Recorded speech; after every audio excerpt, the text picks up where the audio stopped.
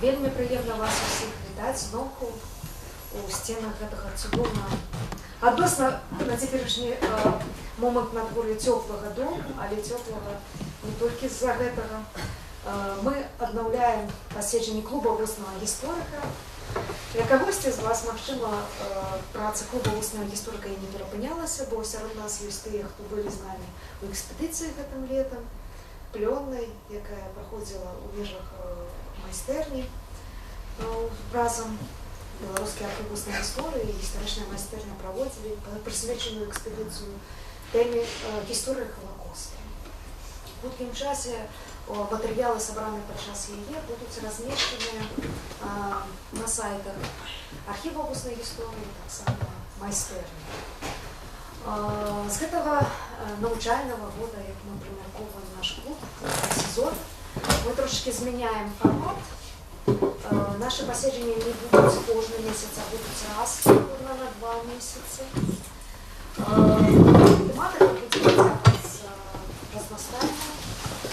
І наступны раз невялічкі анонс, у нас будзе прэзентацыя кнігі. В мінулым годзе, як вы ведаеце, была праведзена канферэнцыя, прысвечана тэматыцы рэпрэсій, як можна гэтую тэматыку вывучаць беларускую історыю. І ў хуткім часе гэтая кніга з'явіцца, і мы яе прадставім разам са стваральнікамі, з аўтарамі. І гэтую падзею мы чакаем дзесьці ў канцы лістапада, пачатку снежня. Сёння мы пагаворым пра вельмі цікавую тэму, якую мы спрабавалі ў архіве вуснай гісторыі закрануць. Яна чапае шмат каго з нас. Большасць рэспандэнтаў у нас звязаныя з горадам Мінскам. І горад Мінск гэта такое жывое утварэнне, якое пастаянна развіваецца, трансфармуецца. І людзі, які жывуць у ім, таксама разам з ім.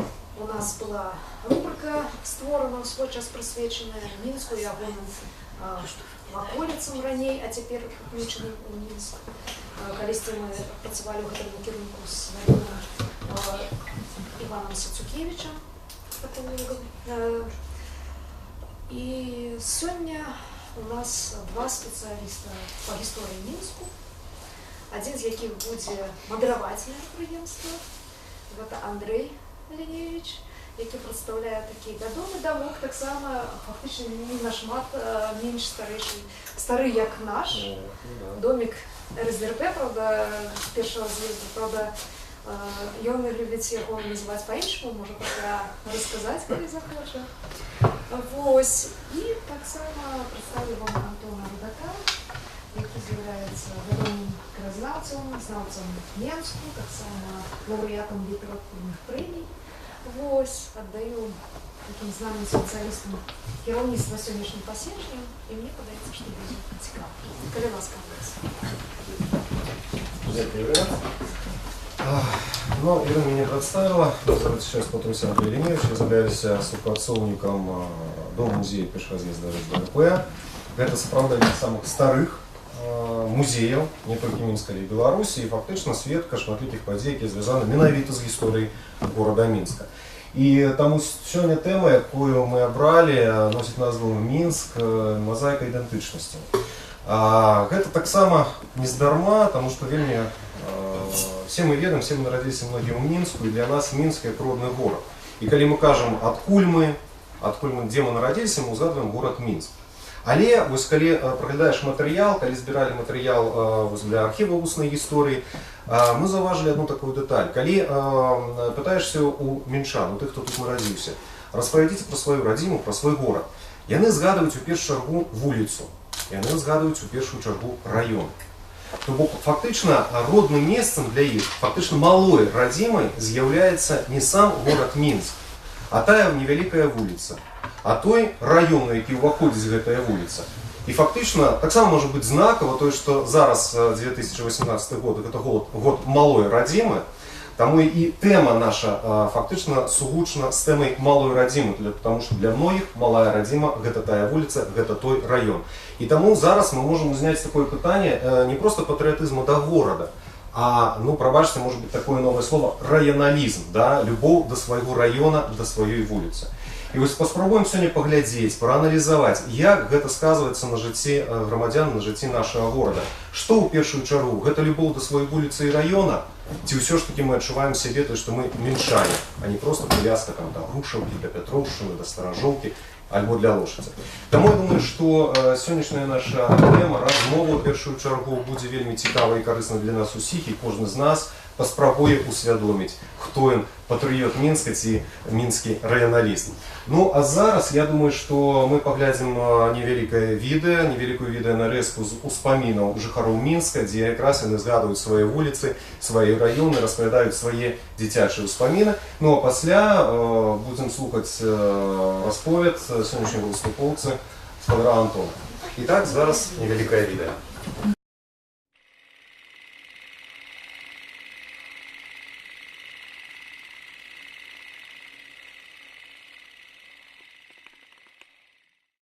Вот, як спускаешься по Нарпомочному заводку, направо, это была улица Роза-Люксембург, так по ней пройти, ну, метров, может, с 200, и налево шел газетный заводок, и он выходил на площадь Мясникова. И вот там, на рогу этого газетного заводка, было булочное. Вот туда я ходил за булками. А в какие же крамы меня не гоняли, давай. Вот булочная. А в войну основном на рынку, да? Да, не, были некие карточки, нечто давали. А вижу, где что, я же говорю, мне это не выручали. Ну, то есть, вот, вот там на рогу газетного заводка. И когда повернуть налево по улице Роза-Люксембург и дойти до улицы Кнара-Цеткин, а между прочим, колись эта улица Кнара-Цеткин в свой час называлась заводок Малявского. Ну, это были земли пана Малявского, так это вот назывался заводок Малявского. А это переулок никак не назывался. И тут пустовики взбунтовались. Куда что приходят некие листы, а куда их носить? Вот тогда мой дедушка, Адам Степанович, пришел в полицейское правление и кажет, вот, видите, вот, забудовано уже тут. Вот, я хочу, как эти заводок называли полночные. Ну, чему полно, знаете, тут ветры дуют, тут не холодно, никого нема, такая он будет полночная. Так вот, мой дедушка называл эти заводки.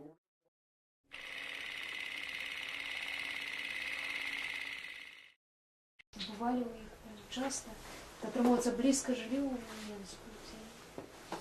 Ну, мы-то вот жили, как раз жила тетя с дедушкой и бабушкой. А мы жили вот, где у нас тоже бабушка была, но это было тетка моего батьки. Она с нами жила. Там на Чечеринской, да? Да, у нас она не свежеродом. Вот. Скажите, а там домы были драўляные? Да, да. А это был свой дом? Это... Нет, это как назывались, жактовские, жесты, да. Да, дали по Древляные праце? были, они горели как эти. Мы еще как-то, значит, там это вот тесаное все равно. И вот смола там выделяется, так, собственно, смолу эту выковыривать.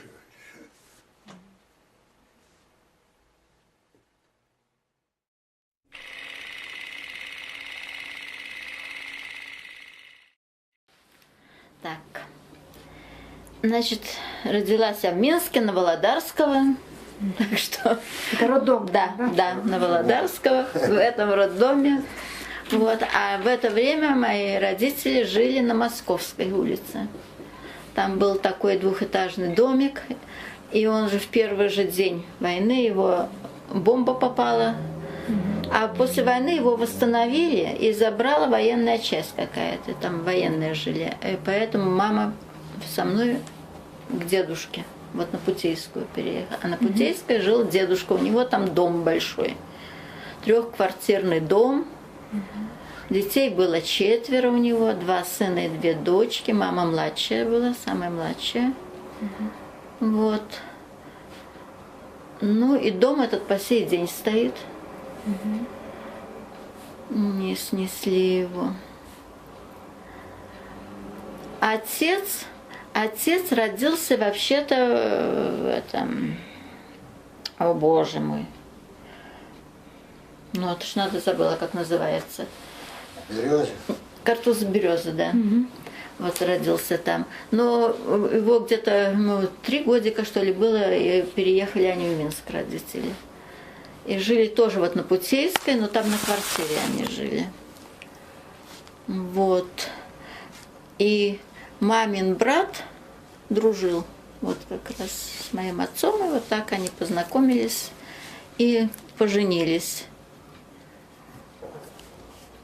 И у отца еще тоже был брат и сестра у отца. Он тоже был младший в семье. Отец по образованию инженер-экономист, он окончил институт. Мама, ее все 2 брата и сестра окончили тоже институт и университет. Вот ее родная сестра была главный редактор Белорусского радио, литературный редактор Рымар. Вот. А мама моя ничего не окончила. Из-за того, что она все мечтала, поступила в Ленинградский институт кинорежиссуры.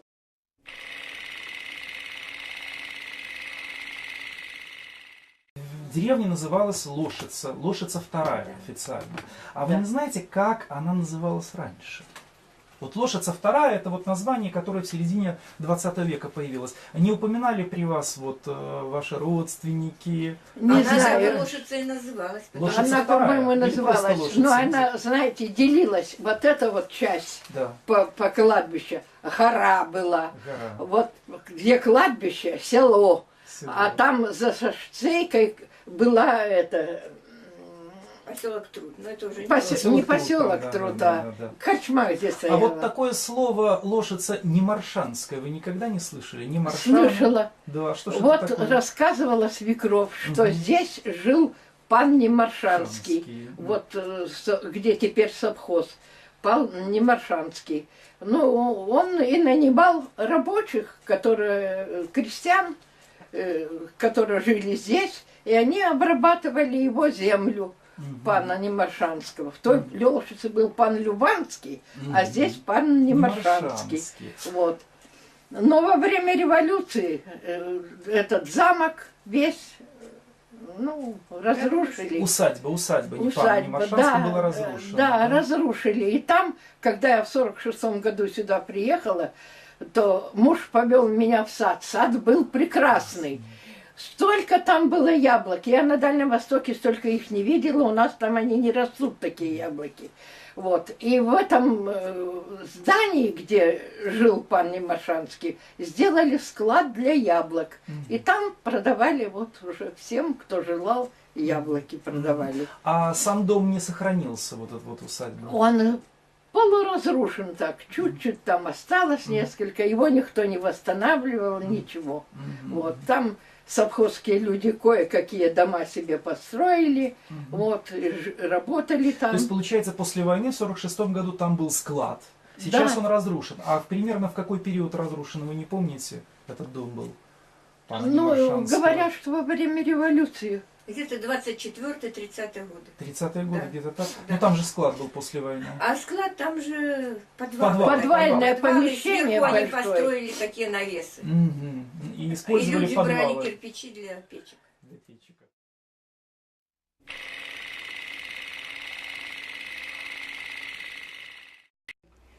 Вот, и осталась одна бабушка с моим папой.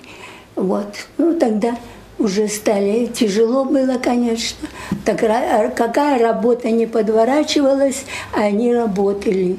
Или на стройке, или там где-то улицу почистить надо зимой от снега, или еще что-нибудь. Вот так. А потом папа в основном строитель. Вот. Он и в Доме Красной Армии работал. Ну и такая работа переходная, что строители работают на одном участке, им уже не нужны эти плотники или столяра, так они отправляют в другое место. Вот. На железнодорожном вокзале строил еще железнодорожный вокзал вместе с немцами. И немцы здесь были в Минске, и это и помогали строить. И потом Дом правительства тоже строил. Так что работа его такая была. Но работал не, конечно, не считался, какая нужна была, такая, то и выполнял. Потому что жить надо было, 3 детей. Мама не работает, но мама могла там, курицы мы не держали, потому что жили на 2 этаже. Ну а поросенка там в сарае можно было держать, пока воровства такого не было, как теперь. Нет. Ну, такая тяжелая жизнь. А какая у вас была квартира, сколько комнат? 3 комнаты. И бабушка жила еще с вами? И бабушка жила с нами, да. И 3 детей, это получается нас 3, 6 человек. И брат, а мамин 1, и брат 2. Вот. Большая была семья, но трудолюбивая. Никто никому никогда ничего не сделал плохого. Все смотрели. Прожили уже много лет. Вот я говорю, Заборские эти жили, что Жорж, архитектор этот, вот со своей матерью и своим братом все жили. Они на 1 этаже, а мы на 2 этаже. У них была шикарная квартира, большой зал. Новый год всегда встречали у них, а для детей они отдельно устраивали елку, собирали всех родителей в одном месте, а дети в другом месте. Уже подарки какие-то.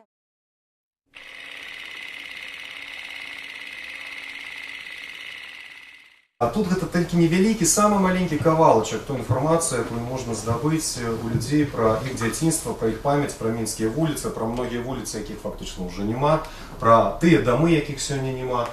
І таму сёння наша размова будзе прысвечана менавіта раёнам, маленькім раёнам, вуліцам горада, вялікага горада Мінска.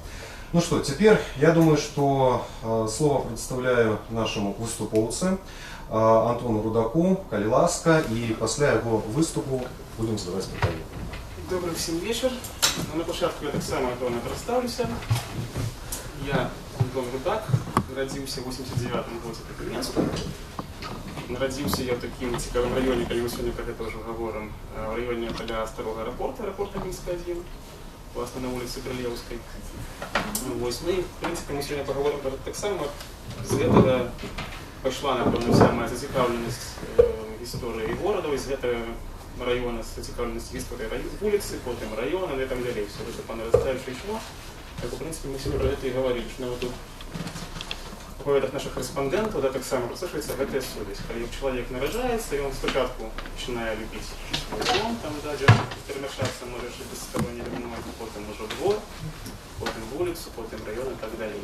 Ну, не во всіх это перетікає любов до свого города, як уже сношалося, але в моєму випадку, ну, могу так не сказати, що, напевно, переросло, перейшло. До речі, цікаво було послухати ці вибрані фрагменти.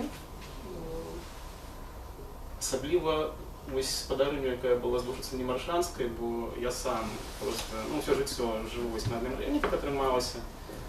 І покуль живу самі, з батьками, потім, коли почав самостійно яке там жилье шукати, ну, як шукає чоловік, мені так подається, то нам все на своїм прикладі можу стверджати, що я інших районів навіть не розглядав ніколи. Я завжди, коли шукаю ніяку квартиру, вже там хату, зважаю пошук ось до того району, ніяк там стараюся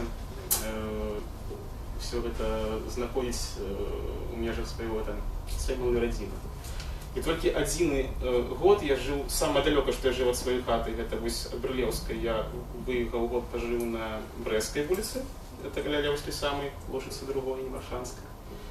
І акурат это быў 2015 год, чым непрыемны і памятны, тым што акурат тады вось гэтыя ўжо рэшткі недаруйнаваныя тады там да рэвалюцыі ці да вайны гэтай сядзібы Немаршанскай, гэтага сядзібнага дома, іх акурат у 15 годзе і знішчылі проста вось на маіх вачах. А чым для мяне гэта было яшчэ больш непрыемна і крыўдна, што вось жывучы на той час 25 гадоў да чвэрцьстагоддзя в гэтым раёне, там за 3 тралейбусныя прыпынкі, напэўна, ад гэтага месца, ад шпіталя хуткай дапамогі, дзе гэтыя руіны вось месяца. Я асабіста не ведаў, што там была нейкая сядзіба. Ніхто ў маёй сям'і, пражыўшы ўжо больш за мяне, там паўстагоддзя, да і нават больш гэтага, таксама не ведаў, што там была гэтая сядзіба. Ну і з маіх знаёмых, якія там таксама кажуць, пражылі ў гэтым раёне, там па 70 гадоў, там Дзядулі-Бабулі таксама ніхто не ведаў. Хаця потым, ужо постфактум, як па нашай заўсёднай звычцы, да, як нам адказваюць людзі сталага веку, калі мы здзіўляемся нейкім там адкрыццям, якія высвятляюцца какой-то размову з імі. Чаму вы не казалі? Ну, так ты ж не пытаўся. Вось мне таксама бабуля сказала, што ты ж не пытаўся, а там, аказваецца, ейны свёкар, мой братик, дзедаў бацька, ён працаваў на вінзаводзе, вось дзе гэта была сядзіба Немаршанскіх. Гаспадарыня казала, што там быў склад, дзе яблыкі захоўвалі.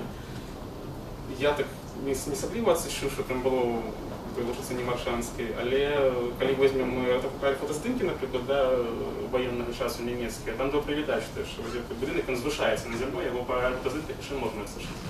Там быў саўгас, як яна правільна кажа, яна кажа, тут такі добры запіс, напэўна, нейкага там, можа, 5 гадоў таму зроблены максімум. Яна кажа, вось здесь цяпер саўгас. Натуральна, цяпер некага саўгасу няма, ўжо 100 гадоў яго. Ну не 100, ну можа 20-25 гладу.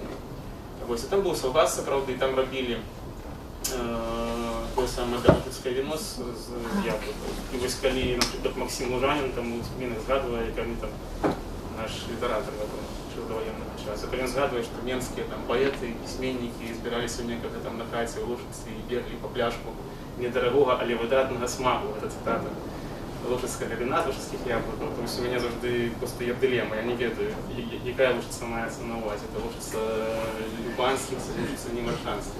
Бо яблыкі, в принципе, росли там і там, але і заводы былі там. Напэўна, неяк все-таки мне бліжэй гэты варыянт, што гэта была наша Немаршанская лужыца.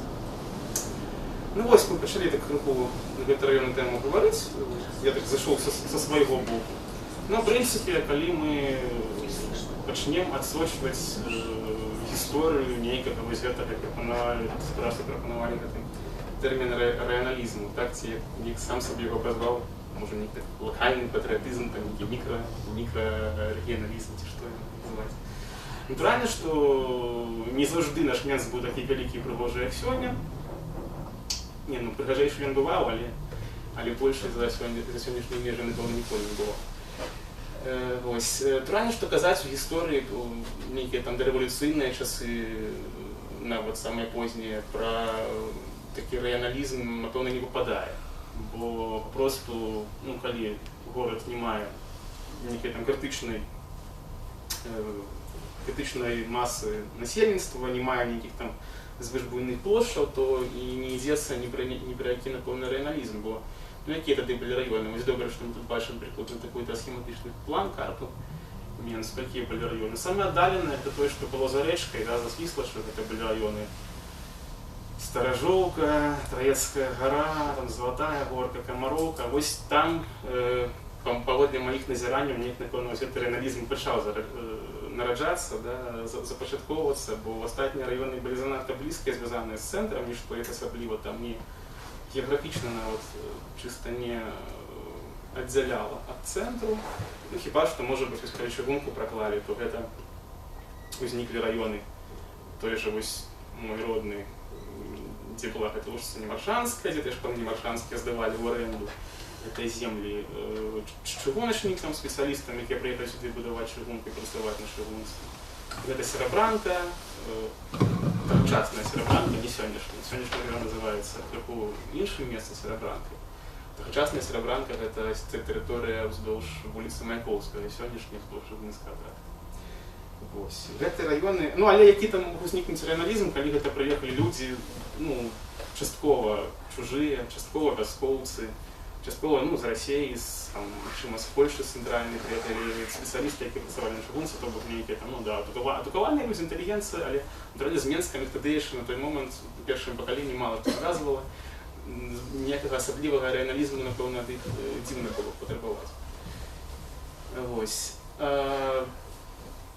Цэнтры Менску, на якія маглі быць раёны, нават тое ж, як гэта ўсё развівалася паступова гістарычна. Натуральна, спачатку знікаюць паселішчы. Гэта замчышча, пэўныя паселішчы былі сярэднявеччыя, і там, дзе сёння у нас верхні горад на этой гары высокай, потым уже перабіраецца горад паціху на тыя мясціны за ракой на левым беразе, гэта Траецкая гара, там таксама паселішчы, пэўны час цэнтр старого гораду, як некаторыя даследчыкі лічаць, напрыклад, наш Ростислав Боровой таким, что там был гандлёвый центр и администрацийный центр города, и там была первая Менская фара, фарный костёл парфянальный, где теперь театр оперы и балета. А остальные районы, вылучались районы, может быть, по национальной прикмете, да, но это, можно сказать, два таких района, фактично, если я не помыляюсь, мне, может, коллеги поправят, татарские огороды, где татары жили, где занимались огородництвом, власне, это был основный заняток. Тарханова. Ну да, у той бок, до Стелы, аж до Стелы, да. И там уже далее до Тарханова, там уже и татарские моды притратились, поэтому сквер это заховался, хотя что не шмат это помнишко осталось. Вот. Ну, лютеранская слободка, лютеранская, это на улице лютеранская, которая сегодня называется Карла Липкнехта. Вот. Там же лютеранский сквер, на сегодня такой официальный назву уже має. Наша топонімічна комісія при Мінтарканкамі поступово там з господаром Цацукевичем не змагаються поступово загортання таких більш-менш традиційних назв топонімів. Ось. Габреї, натурально, завжди жили в Менску, але ніякого такого особного місця розселення у них, як не сказав, що було. Вони, в принципі, равномерно жили по всім городі. Так само була така слободка Ляховка. Ляховка – это район, где сегодня у нас улицы, грубо кажучи, Кострышницкая, Ульяновская, Белорусская маленькая булочка. Называется Ляховка, но не быть одних ляхов, але это такая народная этимология, ніяких там особливо поляков, як в сенсі ляхов-поляков в центральной Польше быть, напевно, не могло. Это некая такая же, некая своя місцова фішка была за этой Ляховкой. Вось. Але ж як з'являюцца гэтыя першыя прыкметы рэаналізму, на мой погляд? Ну, акурат ужо ў савецкія часы. Часы даваенныя, перад апошняй вайной, калі, зноў жа, расце насельніцтва за кошт тых, хто перасяляўся з вёсак, з-пад менскіх, блізкіх вёсак. Нехта прыязджаў, мы чулі, і з заходняй Беларусі бывала яшчэ да рэвалюцыі, пасля рэвалюцыі таксама. З усходняй Беларусі больш уже, напэўна, ехалі, была мяжа старая. Вось. І што цікава, што я б назваў такі вялікі корпус пісьмовых тэкстаў, да, якіх больш-менш праслушваецца ўжо гэтыя прыкметы рэаналізму. Яны з'яўляюцца власна там, дзе я казаў, на левым беразе ракі, а власна ў раёне Камароўкі, Залатой горкі, таму што, напрыклад, калі казаць пра мастацкую літаратуру, больш-менш палкова апісаны і вылучаны такі асобны раён, які замеў свайго, так бы мовіць, песнярада, які прысвяціў яму там ледзь не 3 кнігі адразу. Гэта Камароўка і гэта кнігі вядомага Сергіюша Пасецкага. Сергія Пасецкага, польскага аўтара беларускага паходжання, які нарадзіўся пад Ляхавічамі, але у гады рэвалюцыі і ўсіх наступных сацыяльных зменаў палітычных тут жыў у Менску, круціўся у, так бы мовіць, крымінальных колах, і вось ён апісвае гэтую Камароўку, дзе, ну, як так разумею, што ён і сам там жыў, раз ён узяўся гэты раён добра апісваць, ён апісвае як такое вось чэрава Менску тагачаснае, нароўні з нізкім рынкам, дзе у цэнтры, ўжо бліжэй да цэнтру, да, там, дзе сёння плошча 8 Масквенка, там віравалася крымінальнае жыццё, ну, але туды ўжо людзі прыходзілі робіць справы, да, а жылі яны ўсе па большасці злодзеі на Камароўцы.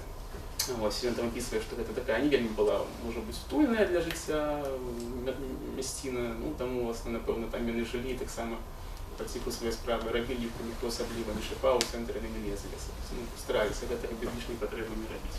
Вось Пасецкі апісвае у у сваёй так званой трилогія злодзейская по-польску, да, то бок, ну, як это, по-беларуску будзе амаль тое самае, але пачулі, можа, больш нюансы, да, была воровская трилогия. Злодей и вор. Можно, до речі, Андрей, перший там слайд у тексті книги, там просто будуть вокладки, перший файл, это вокладки в этой трилогии и польского видания. У нас по-белорусски вышла пока только первая часть недавно, это называется «Яблочко». Вот она тут на версии редакции. Яблоко. А что, ну это я про мастацкую литературу так почал. А что казаць, калі про документальные сведчанні, пісьмовыя крыніцы нейкія, да, то у нас есть такі цікавы, пакуль можна не гартаць, да, можна некалькі прыпыніць. Калі казаць пра нейкія крыніцы зноў з гэтага раёна, там ёсць такі цікавы корпус тэкстаў з аднаго невялічкага такога вось трикутнічка. Там у нас ёсць успаміны Зоры Савёнак, Кіпель. Это цяпер уже, ну, была пазней вядомая дзеячка на эміграцыі, яшчэ жывы ейны муж Вітаўт Кіпель в Нью-Йорку. И она покинула вспомины с простого детства у ваколіцах вулицы Першамайской, там ближей до вайсковых могилок у той группы. Засталіся ўспаміны самога Кіпеля, які жыў з бацькамі на горным завулку, гэта ля вайсковых могілак, дзе сёння ідзе актыўная абарона да гэтых могілак. І засталіся ўспаміны нябожчыка ўжо Валянціна Тараса, вядомага журналіста, літаратара, які таксама ў сваёй кнізе на выспе ўспамінаў піша пра трамвайны завулак, мясціну свайго дзяцінства. Трамвайны завулак — гэта там, дзе цяпер школа міліцыі, вось амаль на рагу з праспектам Незалежнасці. Вось, і гэта ўсё, в прынцыпе, людзі аднога ўзросту, яны там недзе побач бегалі, але вось так дзіўна, што, ну, Кіпелі, то бачыце, да, яны потым ужо пабраліся шлюбам, вось з Тарасам, напэўна, ніхто з ім перасякаўся, хаця, в прынцыпе, здавалася б, людзі ўсе аднаго ўзросту, там, ну, крыху розных полаў і шляхі жыццёвыя разышліся. Але вось такі цікавы выпадак, калі на невялічкай плошчы, да, нават калі браць чыста нейкія апублікаваныя пісьмовыя крыніцы, калі чалавек накіравана садзіўся і сам пісаў, то вось на такой невялічкай плошчы зародзіліся тры такіх цікавых успаміна з міжваеннага ваеннага менсу. До рэчы, я вось посміхнуўся, калі паказвалі тут нашых таксама рэспандэнтаў. Тут гаспадар Леонид Шкода, да, гэта аднакласнік Кіпеля па гімназіі часоў нямецкай акупацыі. Таму вось такі цесны свет, бачыце, што мы можам нейкія там чытаць успаміны да на паперы, які давно ўжо публікаваныя і ставяцца да гэтага, як да сведчанняў людзей, якія пакінулі там носа па гісторыі, так? А побач з намі ў гэты час жывуць людзі, якія хадзілі за імі побач, якія на старонках гэтых зноў жа мемуараў, успамінаў застаюцца і таксама маюць свой след. Ось. На што яшчэ трэба звярнуць увагу? Ну, як, в прынцыпе, развіваецца вось гэты весь, да, рэаналізм, калі мы ўжо прымаем такі тэрмін.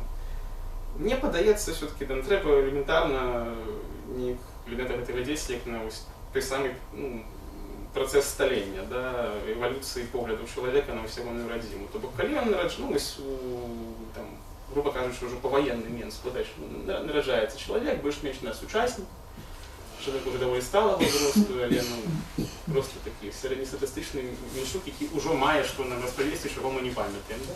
Ён нараджаўся, ён ішоў у школу, ён пачынаў неяк асацыяваць сябе са сваёй вуліцай, са сваім раёнам, ну і як жа без гэтага, да, моладзь наша ўжо тады, ўжо паваенныя гады, любіла сустрэцца недзе там паміж раёнамі і павысвятляць дачыненне, так бы мовіць. Таму што я на прыкладзе свайго раёну добра ўжо памятаю, ну, пардон, сам не магу памятаць, добра ведаю, што мне бабуля, ну, заўжды расказвала, бабуля і дзед, якія там на гэтым раёне маладой сваю сустрэлі юнацтва, што, напрыклад, быў такі пункт, як клуб Іліча. Клуб Іліча знаходзіўся на станцыі чыгуначнай этой Менск-сарцыровачнай, Менск-таварнай таксама называецца, да, па-ней называлася. Гэта раён, дзе цяпер ёсць мост на праспекце Жукава аўтамабільны і крыху больш на поўначы, для яго ёсць пешаходны масток, там дагэтуль гэты будынак стаіць, ён некалі быў дарэвалюцыйны, аднапавярховы, потым яго будавалі яшчэ паверхі над ім, але ён такі у форме літаркай Н кірылічнай і застаўся. Вось там вакол Ілліча, і там адбываліся вось гэтыя сутычкі, калі прыходзілі хлопцы з Грушаўкі з аднаго боку, ім хацелася схадзіць на танцы клуб Ілліча, бо ён займаў такую прамежкавую пазіцыю геаграфічную, да, на Шыгунцы, вось на гэтым стыку раёну. А з другого боку прыходзілі хлопцы з нашага раёну, там з аэрапорта, там з Сенажану, такі называўся таксама раёнчык, з гэтага ўсяго боку, і там адбываліся бойкі, бываў крымінал, там даходзіла да забойстваў, ну такая страшнаватая была штука, я больш нешта таксама ряд сваіх вось гэта ўсё чуў, і чуў таксама згадкі пра гэта сустракаў у іншых пісьмовых мемуарах, і чуў апошняе, што па часе я чуў, гэта вось мужчына неяк даваў інтэрв'ю нейкаму нашаму навіноваму парталу, ён быў 65-го, здаецца, года народжання, але таксама ён веком як бацькоў, але ён таксама згадваў пра тое, што ўсё роўна нават у той ягоны час там у гэтым клубе Ілліча былі нейкія ўсё яшчэ былі тыя самыя бойкі, і нічога за гэты час абсалютна не змянілася. Напэўна, ўжо калі гэты клуб Ілліча знік з карты горада, да, там нейкія службы свае размясціла Чыгунку, палац Чыгуначнікаў перамясціўся да нас на вуліцу Чкалова, там ён стаіць і цяпер, вялікі прыгожы і светлы. Вось там ужо я не памятаю, каб былі нейкія бойкі, і в прынцыпе вось я магу сказаць, што мой раён быў такі ў гэтым плане вельмі спакойны. Ну, напэўна, яшчэ варта таксама сказаць, што і сёння, па сённяшні дзень, як бы мы не лічылі і не уважалі Менска за такі спакойны для жыцця і бяспечны горад, бываюць рэцыдывы, так, і пануе гэтая слава, калі не пануе сёння, то яшчэ нядаўна панавала там такіх нядобрых мясцінаў за раёнамі, штату там Чыжоўкі, Шабаноў, там да все пужаюць, кажуць, што там людзям праламваць голову просто на вуліцы. Ну, насамрэч не сказаў бы, што так яно і ёсць, калі нехта з вас там жыве, то все ведаюць, што там давно ўжо нічога такога няма, што все людзі, якія такім займаліся там некалі там, так званыя ліхія 90-е, да, яны ўжо сёння, на жаль, маюць іншыя зацікаўленасці ў жыцці, не заўжды самыя прыемныя. Крыміналу там такога няма, прынамсі. Я сам проста вучыўся пару месяцаў у Шабанах, абсалютна спакойна хадзіў, там у самым розным выглядзе, нічого за мной думаюсь. Вось. Толькі, можа быць, маленькія рэцыдыўчыкі засталіся ў плане таго, што ёсць групоўкі моладзі, якія займаюцца так званым околофутболам, каліфутболам, фанацкія розныя рухі. Ну, але яны проста мутузяць аднаго па прыкмеце хутчэй не тэрытарыяльнай, а па тым, да якога клуба хто прыналежыць. Але ёсць там, пазней, можа, там я пакажу, ёсць такія прыклады, калі маладзёны сябе нібыта ідэнтыфікуюць вось нейкай мясцінай, называюць сябе, але не відаць таго, каб у іх нейкі там звышпатрыятызм на гэтай глебе развіваўся. Ідэалогія іх недалёкая ад патрыятызму да гэтай там вуліцы свайго раёна. Наўрад ці гэтую гісторыю гэтага месца добра і ведаюць. Вось. Ну, і сёння таксама добрыя былі нашы рэспандэнты прадстаўленыя, але нікога не было з падменскіх вёсак. Вось таксама цікава, напэўна, такі выпадак рэгіяналізму, калі да, вёсачкі у нас каля Менска ёсць, і да сёння ёсць, гадоў 20-30 там іх было яшчэ больш, і раней, чым раней, тым больш і больш.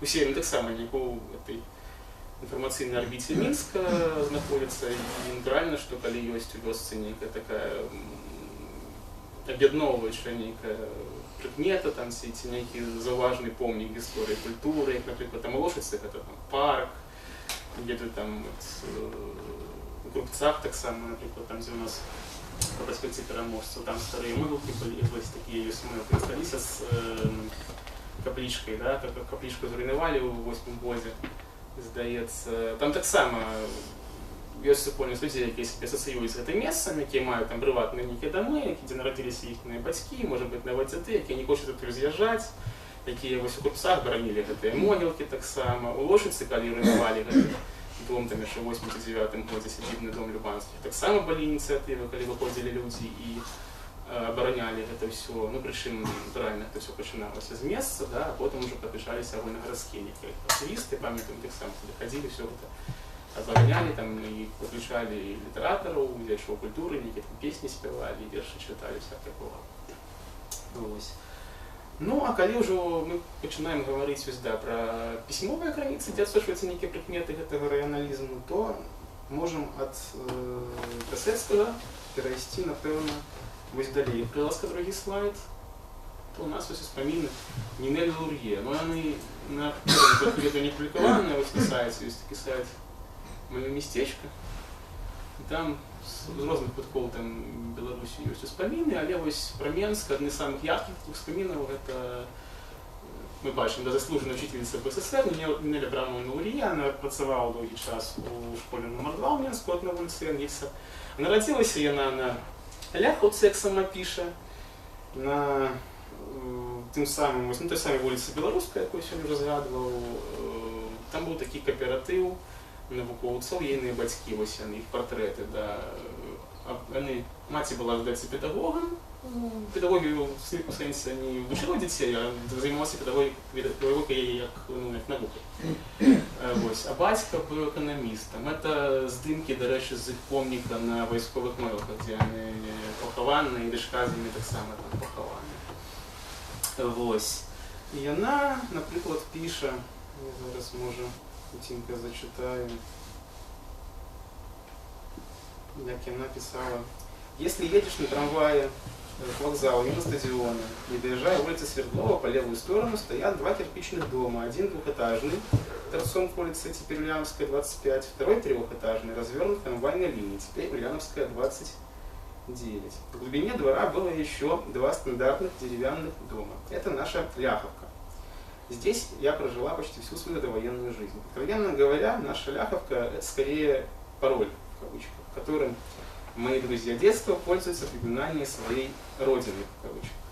В действительности Ляховкой назывался целый большой район Старого Минска, начинавшийся от ограды стадиона «Динамо», который был значительно меньше теперешнего, расположенный на Первомайской, до линии железной дороги. Как-то, просматривая старое начало 20-х годов газеты, нашла упоминание о Ляховке, названной рабочим районом. Действительно, здесь собиралось больше, чем где-либо в городе, заводов и фабрик.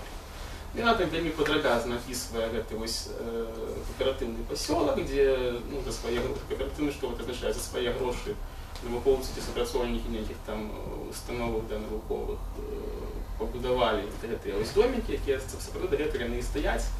Вони неколи, що не так давно були такі привабно цегляні, а не отинковані, ось така червона цегла була, а тепер вже їх отинкували. Але цю кольорову гаму червону більш-менш покинули, коли будете там, то ви одразу їх побачите і познаєте. Може навіть теж таке, що це таке, і як це виглядає. Ось. Далі, які у нас ще є згадки нічого подобного. Будь ласка, наступний слайд. Це книжка улица Замковая, 2/7. Автор Аркадій Капілов. Це цікавий такий приклад спільного чоловіка, який народився ще в довоєнному Менську, як бачимо, на вулиці Замковая, 7, на Замчиші.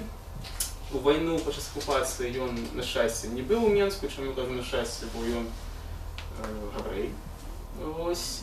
І один з цікавих епізодів, який в книжці згадується, наприклад, це просто з неї починається книга про те, як ось сусідній дом, який стояв на рогу, і він насупраць праз вулицю, і він там опринувся. В 27-му, здається, 29-му році такий буде справді епізод історії Менську, коли від старості просто дом на очах упав. Пішла ось ширина ніяка, розколіна. Тут ми бачимо на вокруг цей епізод, напевно, не малюваний, тобто розколіна. Це не йде, зліва повзає жах, хлопчик на це все глядить, і дом, дякувати Богу, без жихаров, там десь там ці незапорождених откуда селили, але ось дом так опринувся. Тому ми бачимо, що реалізм він може бути не где-то там далеко на районі, а навіть у самому центрі города. Ну, тим більше, що все-таки, напевно, Замчиша у той час довоєнне, тим більше повоєнне, уже не самым центром було.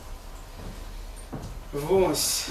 Так само цікаві згадки є там про район, де ми, власне, де ми зараз сидимо, бо Менськ, ми вже казали, росте, все стискається, ми тут кажемо, що це один район, а в ті часи це було там абсолютно два різні кінці города.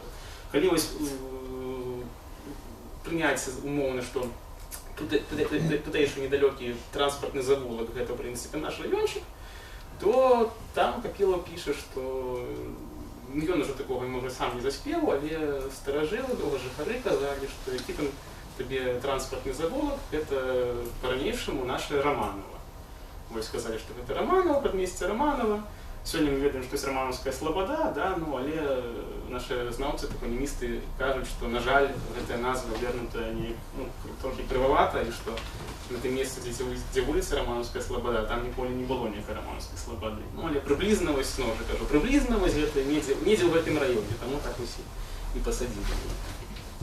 Таксама цікавыя згадкі ў гэтай кніжцы ёсць, напрыклад, пра тое, як калі у паслярэвалюцыйны час рассялілі дом губернатара, дзе сёння это музычны каледж на плошчы Свабоды, там селілі нейкіх людзей, падсялялі, нейкія будынкі ў двары, яны пісалі свой адрас так, што быўшы дом губернатара, вход са двара. Такі быў своеасаблівы менскі гонар за сваё такое цэнтральнае месца жыхарства. Ну, мне это асабліва было цікава і прыемна, бо ў мяне дзядуля, вось той, які падлеткам апынуўся ўжо ля аэрапорта, тут, дзе я нарадзіўся. Нарадзіўся мой дзядуля ў 41-м годзе акурат на плошчы Свабоды. Ну, я ўжо так зноў жа адыду ад нашай тэмы, ўжо даразавіў гэты сюжэт, што проста мой дзядуля таксама нарадзіўся ў сям'і, дзе ён і маці звалі Элла Менделевна, прозвішча імя было Левіна. Вось, нарадзіўся ён у снежні 41-го года. Ну і, в прынцыпе, да, з такімі пашпартнымі дадзенымі мог бы ўжо не нарадзіцца. Але, ну, пашанцавала, чамусьці вось прабабку за габрэйку ніхто асабліва не лічыў, яна знешне не была падобнай. Всю акупацыю яна з 5 дзецьмі сваімі і пражыла не ў гета, а проста вось там на плошчы Свабоды, у самым цэнтры акупаванага месца. Але ладно, перайдзем далей. Наступны слайд. Гэта у нас кніжка «Бывай, Грушаўка», аўтарка Галіна Васілеўская. Ну, ясна, пра які раён. Называется «Бывай, Грушаўка». Можно наступны адразу слайд. Вось у Москве наши расійскія сябры некалі там за савецкім часам выдалі такой дзіўны пераклад, дзе адразу ў перакладзе была памылка, да, называется «Грушаўка». А там піша таксама гэта кніжачка пра дзяцінства юнацтва ў пахаваным Менску. Ёсць там, напрыклад, вось такія радкі. Очиняют дверцы машины, сажусь побач с шофером. Куды поедем? Пытается ён, карнаючыся з месца. На Грушаўку. Шофер глядзіць на мяне здзіўлен. Мікрараён імя Роза Люксембург, праўляюся я. Поедем праз таварную станцию. Сапраўды, думаю. Адкуль такому маладому таксісту ведаць, што Менску некалі была ўскраіна, пасёлак з патычнай для мяне назвай Грушаўка, бо там прайшло маё дзяцінства. Яму трэба ведаць, як называецца раён сёння, як лепш туды праехаць, карацей, хутчэй, бо таксі звычайна бяруць людзі, калі спяшаюцца. Імчыць машына, а ў мяне такое адчуванне, быццам імчыць яна мяне, маё апаленае вайной дзяцінства. Ну, яна там апісвае моладзевую падпольную арганізацыю, якая дзейнічала ў самай Грушаўцы, сваіх сяброў, якія выжылі, якія загінулі. Таксама такая цікавая менская кніжка. Ось, якія яшчэ у нас ёсць ужо не ваеннага часу ўспаміны, а паваеннага. Была такая кніжка, наступны слайд. «Иду за синей птицей», Олег Фомченко. Ён опісвае вось акурат в околицы вуліцы Гандлёвай, сённяшняй Зыбіцкай, якая зноў змяніла назву. Там таксама такое паваеннае дзяцінства, хлопчык, які вучыцца граць на акардэоне, там мы бачым інструмент, так? Таксама там розныя міжнацыянальныя дачыненні, там габрэі, якія вярнуліся з эвакуацыі, мясцовае жыхарства, тых, хто быў пад акупацыяй, тых, хто не быў і так далее.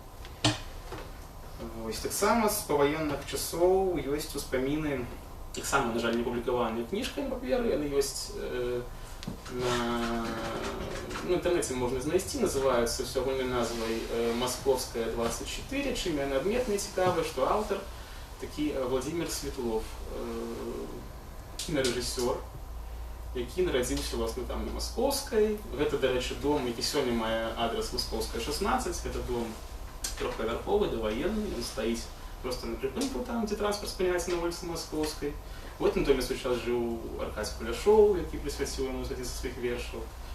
Таксама там шмат было цікавых жыхароў, у тым ліку гэты хлопчык Володя Святлоў, які ў 44-м годзе, будучы падлеткам, десь ім было 16 гадоў, атрымаў тэрмін зняволення, які там гадоў 5 ці 8, за тое, што быў сябрам Саюза беларускай моладзі за акупацыяй, што нібыта супрацоўнічаў з немцамі, насамрэч гэтага драма нічога не было. Ён ні з кім не супрацоўнічаў, но неяк трэба было людзям выжываць за акупацыю. Да, ён працаваў у тэатры ў Менску. А потым ён вырас, все-таки атрымаў адукацыю, зрабіўся кінарэжысёрам. І яго нарадзіўся сын, які потым зрабіўся нашым міністрам культуры былым.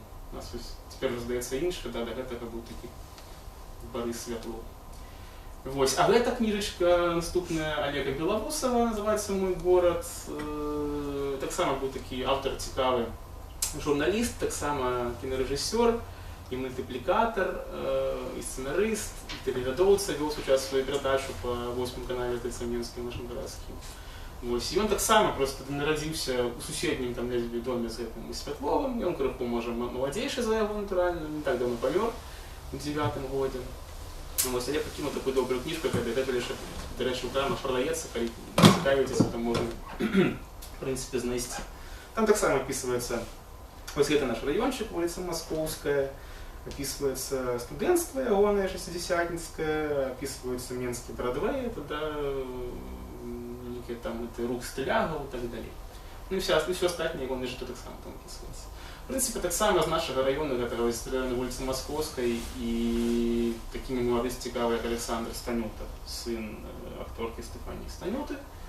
І ён таксама пакінуў дзве кніжкі, называюцца «Гарадскія сны» і «Трофейное кино», по-моему, не помыляюсь, вось. Ну, там, може, не так все докладно, больше некий билетразованный такой мастацкой лиричной форме, але некие склады цікавых реаліяў, деталяў гэтага района таксама там можна знайсці. Ось. Калі ласка, наступны слайд. Гэта ўжо... гэта я паспяшаўся. Яшчэ была такая кніжачка варта таксама увагі. Гадоў 60-х Менск описывается район ягоны, район вуліцы Долгабровскай. Піша аўтар, які ў Менску не нарадзіўся, які ў Менску пражыў там можа нейкіх гадоў 5 ад сілы, але набыў даволі шырокую вядомасць, так мовіць, сярод рускамоўнага чытача. Гэта Сергей Юрьевін. Ён прыехаў у Менск з бацькамі, аднекуль з глыбі Расіі, ўжо не памятаю дакладна, і пакінуў такі вельмі цікавыя ўспаміны.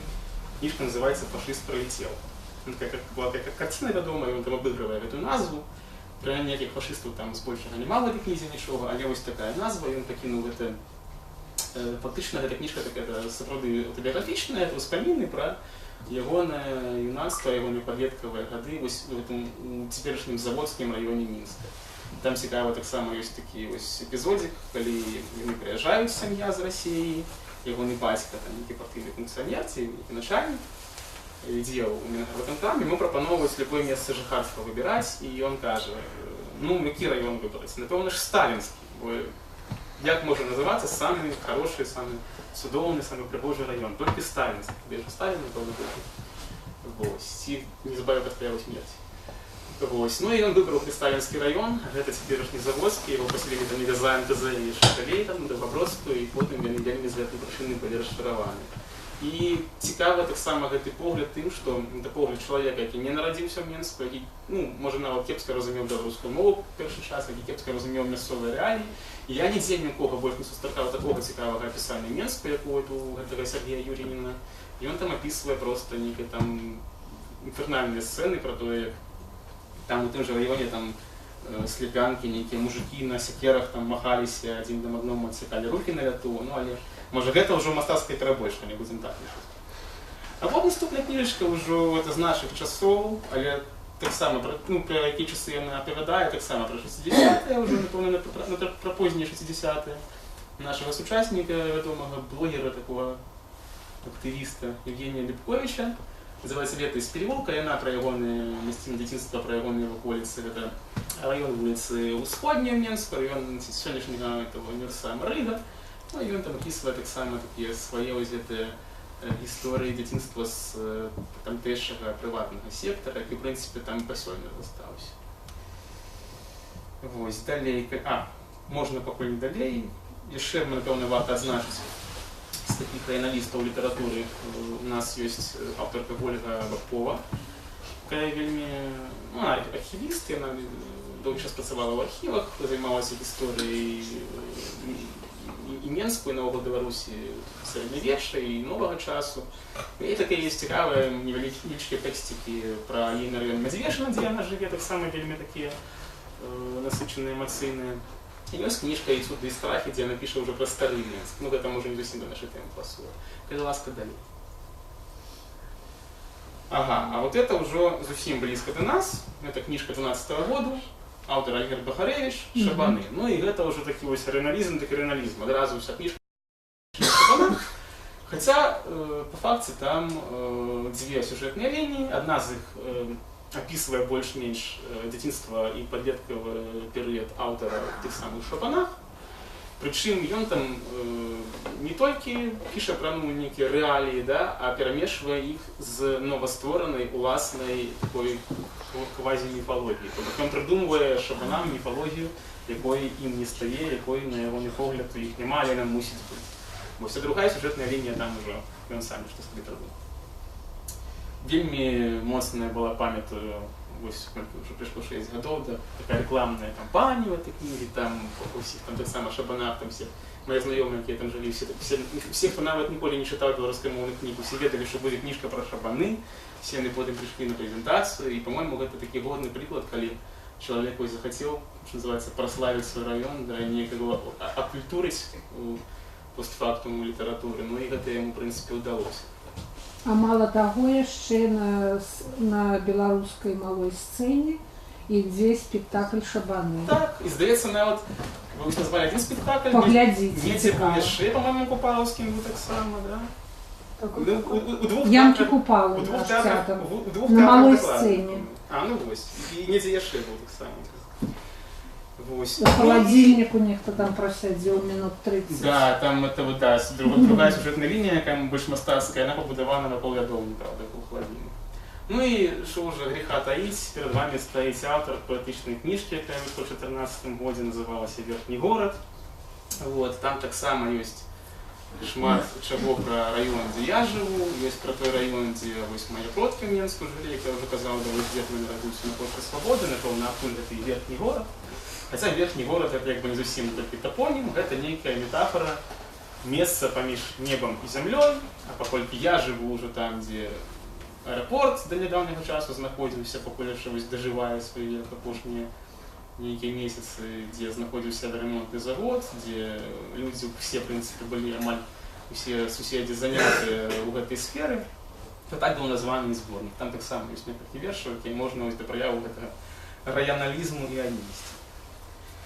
Ну, вось цяпер больш так прыземлена мы выскачым зараз з гэтай тэмы літаратурнага такого районалізму. Можна, Андрей, калі ласка, дам наступную флешечку. Калі мы абяцалі да гэтага вярнуцца, субкультура, да. Вот першы можна адкрыць. Вось тое, што я казаў. Ну, тут такія малыя, не вельмі добрыя выявы знайшоў. Вот, напісаны надпіс «Нававілка», недзе там пад мостам нейкім ці што. Гэта у нас такая была фанацкая групоўка, не вельмі хороших хлопцаў, там футбольны клуб «Динамо Менск» заўзелі хлопчыкі. Ну, там некага пабілі, як гэта бывае сярод футбольных фанатаў, і пасадзілі палову в турму. Але як праява районалізма, ну, от які у нас ёсць районалізм, з такім і жыве. Бачыце, Нававілка. Нававілка, хто не разумее, это Нававілка, это Новинская улица. Там не самый такі був до недавнего часу, не самый комфортный район, да, там это все домы подменного фонду, бараки, выгоды на улице. Ну, напевно, не все здолели в себе переодолеть гэтыя знешнія абставіны і выраслі вось такімі хуліганамі. Ну, але будем спадзявацца, што нейкія новыя патрыёты з'явяцца, знойдуцца у Нававілкі, так званых. Можна далі так раз. Вось таксама іншая іхнія графіці. Ну і можна замыкацца. Вось цікавы такі, больш я зноў жа кажу, я не магу маніторыць увесь Менск, Менск пастаянна расце і будзе расці. Я бы звертаю увагу, может, на свой район, я там коммуникую со своими земляками, так бы, да, с новой родиной. Вот такие цікавый феномен у нас был на Саналеева, да, райончик назывался 10-й кирпичный. 10-й кирпичный это завод. Вот. Некогда было 10 и более кирпичных заводов у Менску, цегельных заводов. Вот один из них более за все жил, это теперь Керамин. Ось там хлопці, да, вот так само себе називали, що вони 10К, ось це тек 10К, і тут на вияві ми бачимо його. Я пам'ятаю, так само, не знаю, годом, може 5 чи 7 тому. Я навіть сам ще не ведав, що це таке, але по всім городі, зовсім далеко від Саналієва, і в центрі, і по всім городі, всі стіни були розписані в этом 10К. Я ні в одній ось фотки, що ми стінаря не знайшов, але це правда було.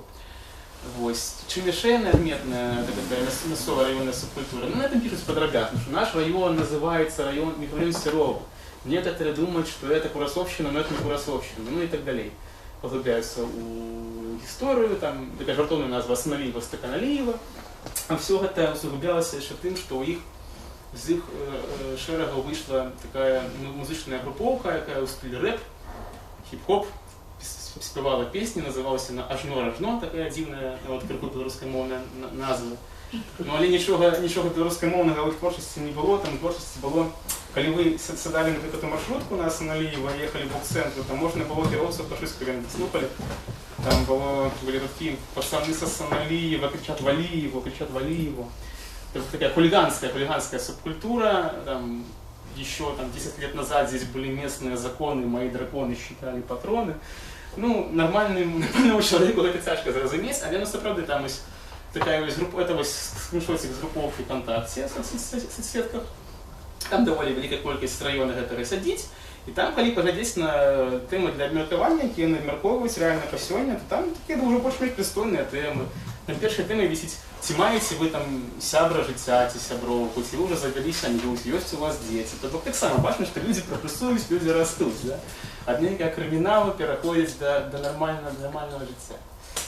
Вот. Ну и можно, напевно, дальше поглядеть. Я вам еще дополню. Когда я ходила на визиты, то мне рассказывали о Асаналиева, и были серо-буро-малиновые дома в низину сходили, то здесь стояли после войны бараки зэков, которые работали на кирпичном. Ну вот, да. А вообще дома по Асаналиева, Серова, вот эти высотки, сейчас скажу, Асаналиева 13 и 9. Очень опасные. Очень опасные. Я просто язык не поворачивается рассказывать. Мне у 9 жила сябровка, она уже не живет в Беларуси, ось, и она завжди казала так, что коли она каже, где она живет, то все одразу пужаются и збігаються. Я пам'ятаю, я до ее гости ездил, нормально все было, никто ніколи нікого не побив. Ну, ось это так само такие теги, да, їх називають на райончику, вот там некая виява пальців стиснутих, написано АСНЛ, Май стріт, моя вулиця. Ну і далі ще, коли ласка наступний слайд, там так само буде така, так само, як АСНЛ, Асаналиева. Ну, гэта вось тое, што трэба ведаць пра больш такі да прыземлены варыянты тагаменскага районалізму. Ну і наступная тэшка. Ну, такое ёсць не толькі ў гэтых раёнах, натуральна. Калі казаць пра той жа там каля футбол, то вядома, да, што... До речі, у мене є приклад з около футболу, але він не вельми пристойний. Я займаюся історією ангарською. Ну. І там все завжди за чорно-білих. Там есть... Нет, может, вот, и там у них шмат, где на домах написано ОУЧБ.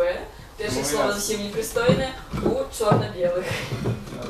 Вот, это насколько я разумею, это все как раз футбола. Есть такое, да, есть такое. В принципе, вот это весь район, там Ангарская, автозавод, Чижовка, ранее Чижовка, теперь уже нет. Ну, база это автозавод, это было торпеда Минская. Такую на початку 2000-х уже канул в лесу. Сегодня его там снова реанимують фанати ніякі, на вишейшій лігі, так здається, ніколи не вийшов, але там такая, ну там груповки більш-менш здорові, в логічному сенсі, що вони там і білоруськомовні, і все таке, так сам бувають заскоки. Ось, Зеленый Луг, там Наполам, там бывают некто за МТЗ теперешний партизан, это антифашисты, там Динамо, коли это больше не националисты, ну и все эти районы делятся по-своему, да, вот Жуковка, где я живу, Жуковка личится антифашистским таким районом, да, там это суховки за МТЗ Репо.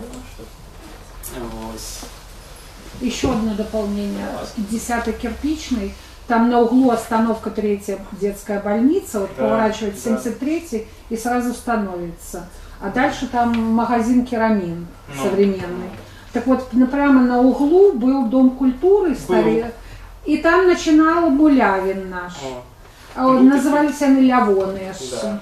Это мне рассказывал кто-то в троллейбусе. Там был такой одноповерховый домик, и его на фронтоне еще была такая птушка, пано. Ну и он стоял уже без потреба. Я больше памятаю. Серый такой. Я не так давно с места. Да. Вот. Да, мы переключились уже до больше культурных форм регионализму, до того, что я назвал Ну тут може ще вже. Я зараз хутенько назову, не з гэтага, я запутався трошки. Ёсць, що така форма, як протестныя локальныя ініцыятывы. То бок гэта калі, ну, такое моцнае культурнае складніку моцнага можа няма, але людзі бачаць нейкую несправядлівасць. Гэта звычайна там што, руйнаванне іхніх там дамоў, ці не іхніх дамоў, а проста дамоў на раёне, якія яны лічаць нейкай каштоўнасцю, гэта выкалоўванне дрэваў і так далей. Такія выпадкі у нас самыя буйныя такія актыўныя праявы і расцягнутыя па часе, які я магу прыгадаць. Гэта ўжо, здаецца, больш 10 гадоў доўжыцца змаганне ў раёне Севастопольскага парка. Там, дзе збіраюцца пракласці аўтатрасу, а мясцовыя жыхары гэтага не даюць, там зноў нейкія бываюць спробы забудовы гэтага парка, таксама яны з гэтым змагаюцца. Вось. У 13-м годзе у нас на раёне, ў Кастрычніцкім раёне, гэта была спроба зсекчы частку рэшткаў Немаршанскага сада для дзіцячага шпіталя, таго ж шпіталя дапамогі там побач. Таксама выйшлі людзі, адстаялі. І, в прынцыпе, што цікава, што вярхушка гэтых пратэстаў, іх актывісты-арганізатары, яны ж сёння, з 15 по 18 год, займаюцца тым, што змагаюцца за забудову ў раёне вуліцы Вільямса, гэта раён Мінскі-Южны. І таксама, там сады, таксама яны і сады хочуць зберагчы, і сваю забудову. Там забудова называецца сядзібная, там уже такія домікі засталіся, якія, напэўна, большасці шкада пакідаць. Вось. А таксама, ну вось можна прыгадаць леташні прыклад, здаецца, летась быў, да, Котаўка, сквер, такі вельмі кантраверсійны выпадак, калі касцёл хацеў пабудаваць там храм, да, нібыта каталіцкія вернікі былі за, але мясцовыя жыхары сказалі, што ну будуйцеся, калі ласка, але толькі не ў нас. Гэта вось скверик там на раёне сельгаспасёлка ён застаўся, так нічога там пакуль не збудавалі, здаецца, ўжо там не збудуюць. Там таксама была нейкая актыўнасць у інтэрнэце, у іх была свая група, дзе ўсё гэта абмяркоўвалі ў Фейсбуку, там запісвалі ролікі. Але на неяк там асабліва да нейкіх там святаў дамоў, святаў двароў раёнаў не дайшло. А вось тут мы ўжо пераходзім да таго, што мы бачым на слайдзе, і гэта ў нас будзе такая групка, якую я вылучу як больш культурная локальная ініцыятыва. Гэта вось, напрыклад, самы яскравы прыклад у нас першы, яшчэ з 14-го года, і вось да 16-го года праводзіўся, пакуль гэта было актуальна, пакуль яшчэ група была больш-менш жывая. Праводзіўся, то есть я просто цудоўна памятаю, як гэта ўсё пачыналася, хаця я жыву не на Грушаўцы, я ніколі там не знаёмых там не было нічога. Я памятаю, калі там толькі з'явіліся гэтыя ўсе соцсеткі, ВКонтакте ці дзе, я зайшоў, пашукаў там нейкія групы, звязаныя з мінскімі раёнамі, з гісторыяй мінскіх раёнаў. І знайшоў больш-менш адзін нармальны пра Грушаўку, бо астатнія все былі зводзіліся да таго, што там, не знаю, мы жывём на Жуковке, мы вместе п'ём і нам хорошо. Ці там максимум абмеркавання, які былі, гэта самае інтэлектуальнае абмеркаванне былі, а хто в якой школе вучыўся, давайте прыгадаем, як мы там класна пілі.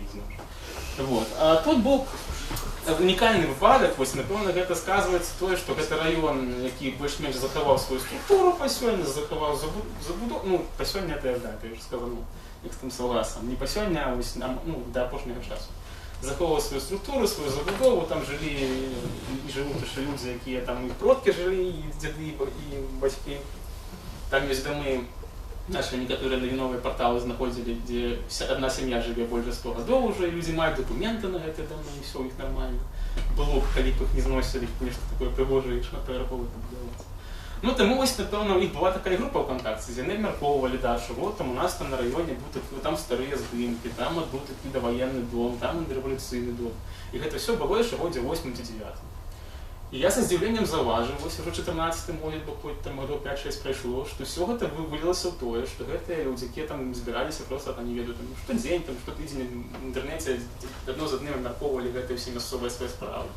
Коли повстала реальная погроза їхньому району, то вони об'єдналися для того, щоб заробити фест на Грушівці. І він вже більш-менш так пролучив на весь Мінськ, бо це був така, коли не помиляюсь, перша така була ініціатива, коли справді люди вирішили заробити свято свого району. А калі браць па насельніцтве, то ясна, што гэта у сучасных умовах гэта свята двара, таму што ў новых раёнах столькі людзей жыве ў адным двары, колькі там жыве на цэлым раёне. Вось. Ну і праўда, там зрабілі такі прыгожае свята, якое доўжылася да 16-го года, калі ўжо апошнія дамы там засталіся на Грушаўцы, яны ўжо ідуць пад снос. І просто месца, дзе яны збіраліся, гэта сквер на вуліцы Папанінах, гэтае месца яно ўжо зрабілася непрыдатным. Там ужо зруйнавалі недавно, вось днямі літаральна, зруйнавалі кінотэатр «Авангард», і ўсё. І яшчэ ў 16-м годзе Мінгарвыканкам ім адказаў, арганізатары. Яны там давалі рэкламу, яны збіраліся ладзіць чарговы ўжо трэці, штогадовы фэст, але ім адказалі, што ну што вы збіраецеся на гэтай будпляцоўцы ладзіць нейкі фэст, мы забараняем, бо гэта будзе небяспечна і так далей. Вось, напэўна, можна далей гартаць.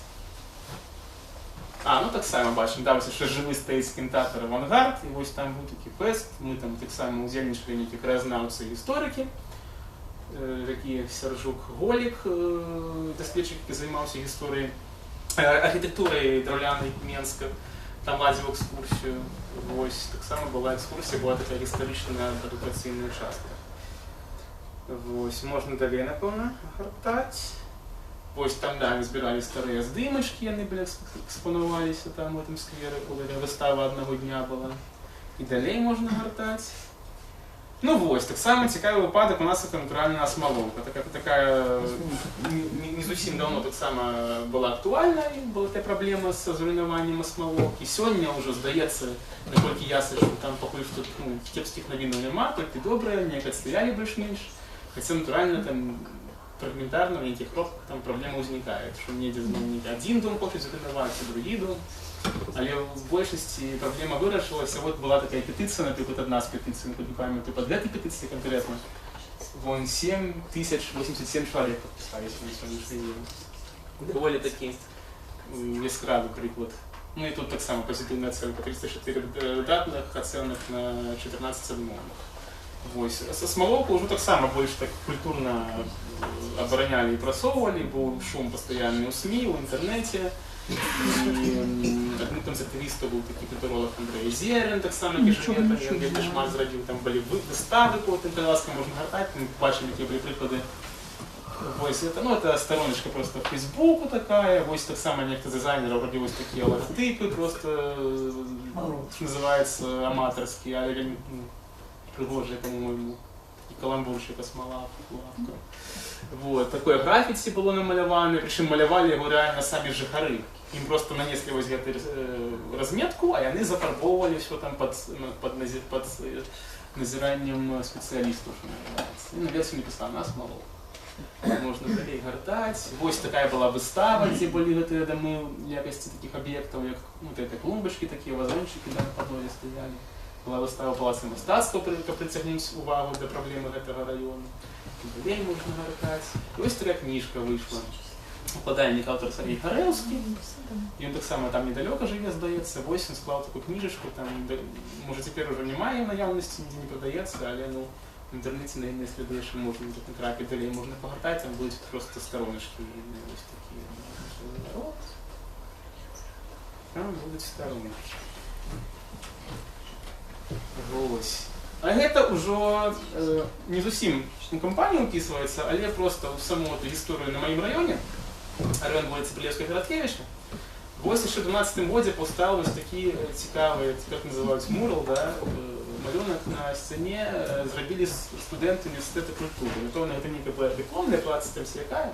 Яны зрабілі вось такі нацыянальных матывах малюначак, наляпілі гэта нейкія інтэрпрэтам намалявалі самалёцікі, и показали, что это, в принципе, район аэропорта. Тогда для нас это вовремя было такое диво, что нехто приходит, нечто малюет, тогда это, здається, 12-й год не так давно, а навіть тоді это было просто вау, нечто пригоже зробило.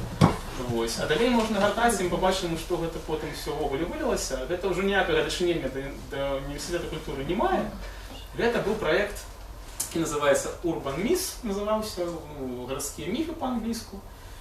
Проект незалежний, на який самі його організатори знаходили сиротки. Він такий хлопець Олег Ларішов, він був координатором цього проекту. Його є, як це без тавтології сказати, у свою чергу проект називається Sino Project. і ён займаецца ось такімі фестывалямі вулічнага мастацтва. Тым часам у 2015 годзе такі фестываль называўся Urban Myth. Ён праходзіў строга на тэрыторыі нашага Кастрычынскага раёна, бо наколькі гэты арганізатар там таксама недзе паблізу жыве. Вось, і ён вырашыў, што трэба ўпрыгожваць вось такімі малюнкамі наш раён. Гэта вось, ну там з розных краінаў таксама былі запрошаныя людзі, але гэта маляваў хлопец наш, беларус з Пінска. Ён намаляваў на вуліцы Аэродромнай, на будынку, там, ну, таксама, яке звязана было з ведомствам авіацыйным. Здаецца, інтэрнат нейкі, там, цэнтр кіраўніцтва палётамі. І вона такой вось, была такая сапраўды сцяна ідэальная для гэтага, пустая, шэрая плоскасць. І ён на ёй намаляваў вось нейкі схематычна паказаў хаткі драўляныя, аднапавярховыя прыватнага сектара, які дагэтуль там сам дажывае свой век на раёне вуліцы Аэродромнай. Показаў нейкі асенні настрой такі восень, да, адмірання ад цвітання, лісты будуць прападаць. І старая пажоўклая газета, калі мы можна далей гартаць, там будзе наступная фотка, там будзе лепей відаць, што на гэтай газеце вось узноўлены апрыз, фотка старога аэрапорта, старога будынка. Ну, гэты будынак, дзякаваць Богу, не будуць зносіць, але сёння ўжо там аэрапорт дажывае апошнія дні, да, і там зносіць просто все пачастую. Весь завод пад знос ідзе, і все разом. Будзе Мінск-Мір. Как Мінск? Мінск-Мір раён цяпер называецца. Раней называўся Мінск-Сіці, яны праектавалі. Потым змяніўся інвестар. Цяпер будзе называцца Мінск-Мір. Ужо вось недзе гадоў 5, а потым называецца Мінск-Мір. Так і будуецца. Вось далей можна гартаць. Трэба было про тое ж расказаць малюнак, што, на жаль, гэты будынак зруйнавалі. Просто вось праз год пасля таго, як яго намалявалі, будынак зруйнавалі. Хаця у межах гэтага праекта ў 2015 годзе было зроблена ў раёне 7 ці, можа, максімум 10 малюнкаў, я не лічыў. Гэта выклікаў найменш спрэчак. Бо там іншыя былі, вы зараз іх побачыце, яны выклікалі там пэўныя спрэчкі, людзі пісалі там лісты, нехта пісаў падтрымку, нехта супраць гэтых малюнкаў. Вось гэты малюнак падабаўся ўсім, ад пенсіянераў да футбольных фанатаў і такого там, да? Але яго зруйнавалі і нядоўгі быў. Это центральный, который аэропорт первый? Да, это будынак... Сёння я ехала, стаіць. Не, так ён і будзе стаяць. Там цяпер знаходзяцца проста офісы той кампаніі, якая забудоўвае. І ён мае статус помніка, там яго не зруйнуюць. Будем спадзявацца. Ну, хаця наша краіна гэта не гарантыя. Давайте далей. Вось яшчэ там гэтае таксама з гэтага ж праекта Urban Myth. Вот гэта на Брылеўскай, амаль там, дзе нарадзіўся, просто мяне раней з акна было відаць. Намаляваў мастак з Бразіліі. Ой, пардон, з Італіі. Вось, я памятаю, калі яго малявалі, то я ехаў на тралейбусе міма і гляджу, што стаяць і малююць. Я ўжо, як я трохі ведаў гэтага хлопца-арганізатара, калега, то я выйшаў з тралейбуса, пішоў пагаварыў з гэтым мастаком, і кажу, ну, мне трэба пагаварыць з мясцовымі жыхарамі, каб ведаць, што маляваць. Я яму распавёў гісторыю сваю там сямейную, што мяне пазнаёміліся на гэтым раёне дзядуля і бабуля, што дзед тады ў маладосці быў там дыджэем, што называецца, на сённяшні час мы гэта назвалі, займаўся тым, што набываў пласцінкі з заходняй музыкі, ставіў там, пад іх людзі танчылі. Вось, ён вельмі добра танчыў, спяваў, граў на гітары, таму, напэўна, з бабулю ён спадабаўся, мы там сустрэліся. Ён гэта ўсё паслухаў і намаляваў вось такі малюнак, як потым патлумачыў мне, кажа, што вось і намаляваў хлопчыка, які ў дом працягвае руку мясцоваму жыхару і кажа яму, што трэба не дома сядзець, а выходзіць на вуліцу. І як раней вось твае там бабулі, дзядулі недзе там тусаваліся на гэтым раёне, так, каб і сённяшнія жыхары не сядзелі па дамах, а выходзілі са сваіх кватэраў і супольна нейкія рабілі справы. Ну і тут таксама нейкія там самалёцікі відаць. Да рэчы, гэты самы мастак, калі ты не бывае, то там, калі ад вакзала ідзеш у бок старога горада, там таксама ёсць вялікі дом, дзе ягоны і падобным жа стылі малюнак ёсць. Вось, можна, напэўна, далей гартаць. Ну і вось, проста зноў жа да тэмы, калі ўжо слова ідэнтычнасць гучала, у нас такі быў кантраверсійны вельмі гэты мурал, які называўся «Чалавек без твару». Аўтар тлумачыў, што гэта паказвае, што ў сённяшніх жыхароў гэтых спальных раёнаў адсутнічае нейкая ідэнтычнасць, нават на такім лакальным узроўні, раённым. Вось жыхары не зразумелі мясцовыя ў вялікай масе, асабліва тыя, хто непасрэдна там жыве, вось вокны за гэтым судам, а гэта вуліца Варанянская. Ім гэтая свечка замест твару падавалася нейкім сімвалам пахавальным, смяротным. Былі пратэсты, вот. Ну, але былі пратэсты, не пратэсты, але была актыўнасць з іншага боку. Вот. Ваш пакорны слуга яе арганізоўваў крыху, там сабраў мясцовую моладзь, мы напісалі некалькі лістоў у падтрымку. Кожны напісаў там, да. Потым сказалі нашы мясцовыя ўлады, што былі лісты супраць, але былі лісты і за, і пакінулі гэты малюнак. Але вось ён 3 гады прабыў, і сёлета, вось, здаецца, улетку, пару месяцаў таму, ці пару тыдняў таму яго ўсё-таки зафарбавалі. Сказалі, што трэба ўцяпляць сцяну, хаця яе там ўцяплялі толькі за год да таго, як пачалі маляваць. Ну і потым так кулуарна ў размовах прыватных сказалі, што нічога типа не ўцяпляць, просто нам ўжо сказалі, што трэба замазваць, трэба, бо там людзей там малако зварочваецца, там нечым ён не спадабаўся. Бо ён страшны. Ну от, можа страшны, просто кажу, я там все жыццё пражыў і кожны дзень там хожу, на мяне такі нармальны такі. А у кого окна выходят на калі я вот так вот надзену на сябе, то прыйшоў, я буду так само такі страшны. Не, у кого окна. Ну, может, я разумею, конечно. Вот.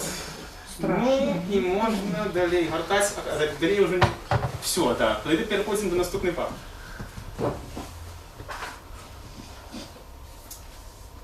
Наступная папка. Ну и можно открыть, да. Я просто еще скажу пару слов про то, на что меня немає иллюстрации, да. Так само можно вот таких культурных инициатив отнести. Я б сказал, что это, напевно, ось эта компания обороны поселка тракторного завода, але мы до неї ще вернемся, ось вона тут у нас буде, тому я зараз перелічу ще другу. Ну і, напевно, ось так само, як називала це сьогоднішня оборона військових могилок, бо вона не тільки зв'язана ось з тим, що там поховані люди, їх приїжджають силовики нейтральні заводи на кінцю города, може на такі города і Білорусі, а там і місцеві жителі приближаються, які не хочуть, щоб пілувалися дерева, наприклад, бо це їхні райони, не там хочуть дихати нормально і так далі. Ось, тому що це так само зв'язано, і можна це так само трактувати як таку районну активність. Ну, а ось це вже те, що я називаю чисто краєзнавчими такими проєктами, хоча, в принципі, ось у випадку з тракторним, краєзнавчий проєкт, він сполучений був і ось з протестним проєктом, тобто з протестом супроть руйнування тракторовоєнного району, який у нас є на тракторному заводі. Ось, ну, активіст там тут, принаймні, ось якимось таки створив цю сторонку у сеті у Фейсбуку. Це Віктор Жибуль, відомий наш дослідчик і літератор. І він сам самі так само там живе, тому і народився, розумію, не там, але ось ну, присягнувся любов'ю до цього місця, вони вже там собі отобрали житло, і ён эту сторонку і вядзе, у яго ёсць уже шэраг нават цэлых тэматычных экскурсій, ёсць нейкая проста па тракторным заводзе, ёсць па тракторным заводзе, як ён адлюстраваны ў літаратуры мастацкай зноў жа, выходзіць цэлы шэраг матэрыялаў у СМІ таксама, ну так усё гэта я не буду доўга расказваць, калі захочаце, дадому прыйдзеце, набярэце там недзе ў гугле там да Віктор Жибуль тракторны завод і все гэта можна пачытаць. Вось такая вось супрацьнасць. Можно далее гортать. Все, мы уже тут, в принципе, подходим до завершения. Вот, и это вот одна з экскурсій, яка проводилася, напевно, ну, може, это особно проводилася Жибулем, а так само ён проводится в межах нашего квест-экскурсовода, який проводится штогод у Менску. В принципе, между квест-экскурсоводов проходит шмат экскурсий доволі по разных районах Менских. Я сам там проводжу по своим по аэропорте.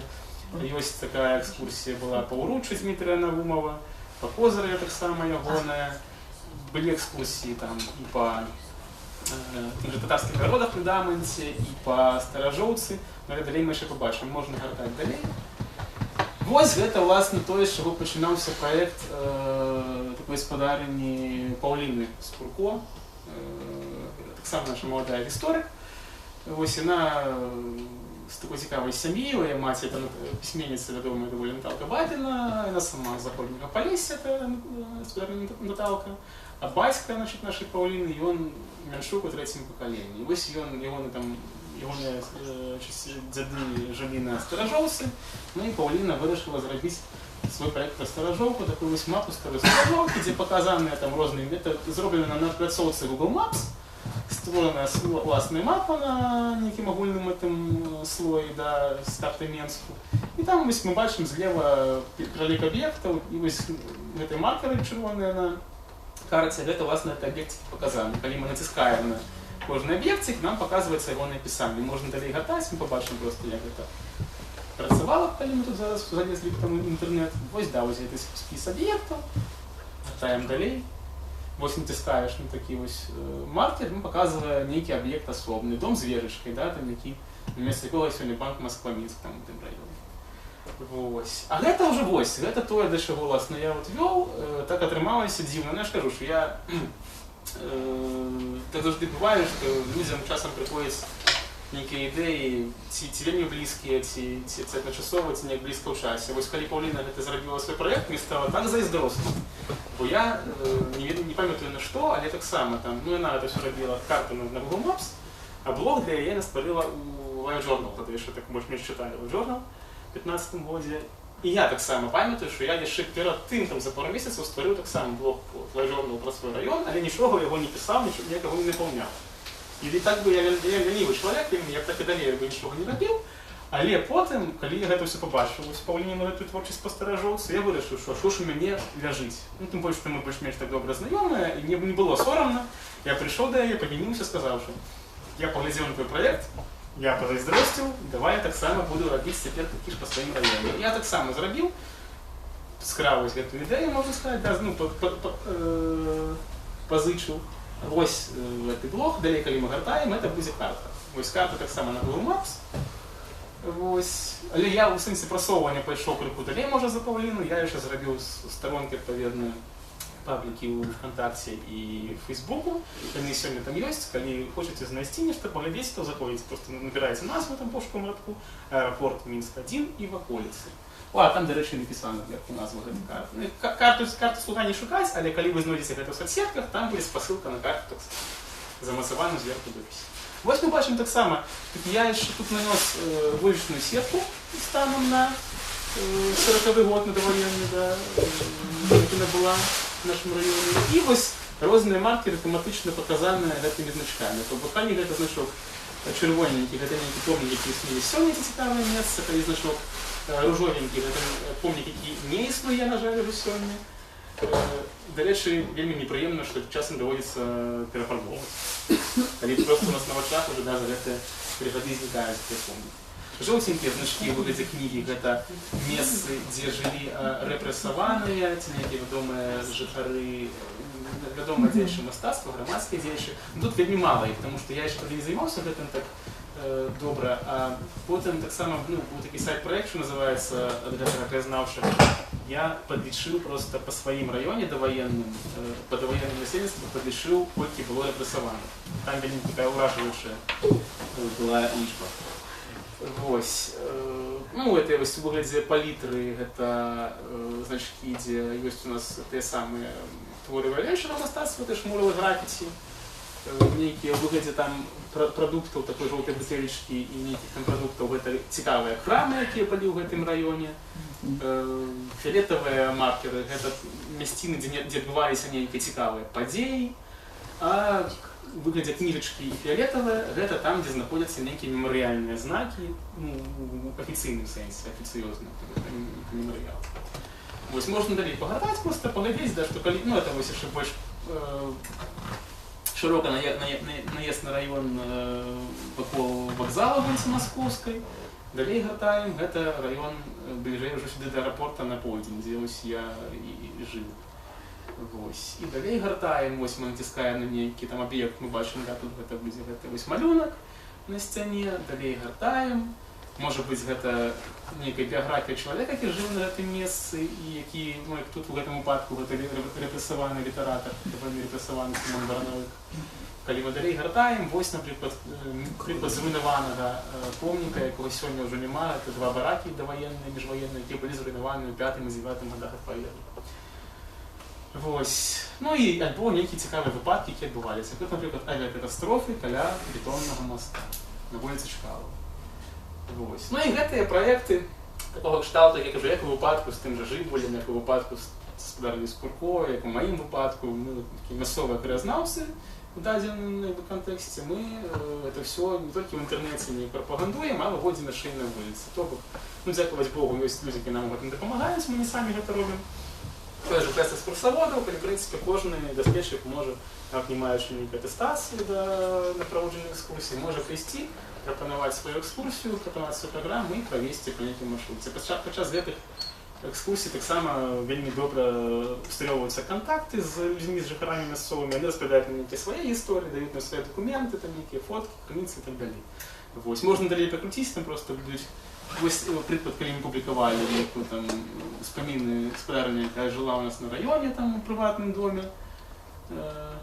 Ось, можна далі ще покрутити. Ось я писав просто про льос чоловіка, який був майстром велоспорту, при цьому не маючи одної ноги.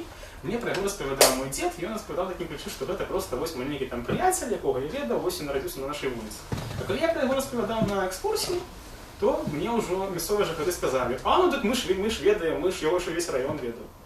Ось так устальовуються, обновляються гэты сувязі, некие на районе.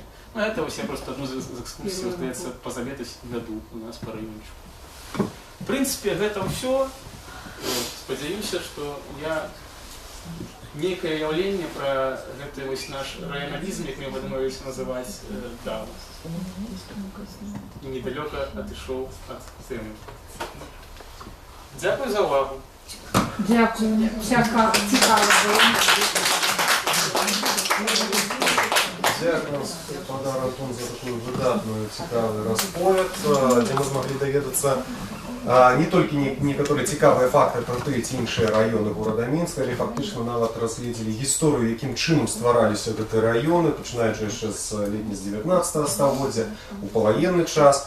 Змогли довідатися, яким чином виховувався районалізм, і пробіглися, ну, мабуть, не по всіх, звісно, сьогодні районах города Мінська, але некий цікавий факт змогли довідатися і не про свої навіть райони. Тому у нас зараз є ще час, коли кожен з нас, з вас може зараз задати некие питання нашому виступовцю, господару Антону, ну і так само може поділитися некою цікавою інформацією з ваших районів. Будь ласка, є у які питання? Ті доповнення. Будь ласка, ви споділитесь, як ви знаходите матеріал?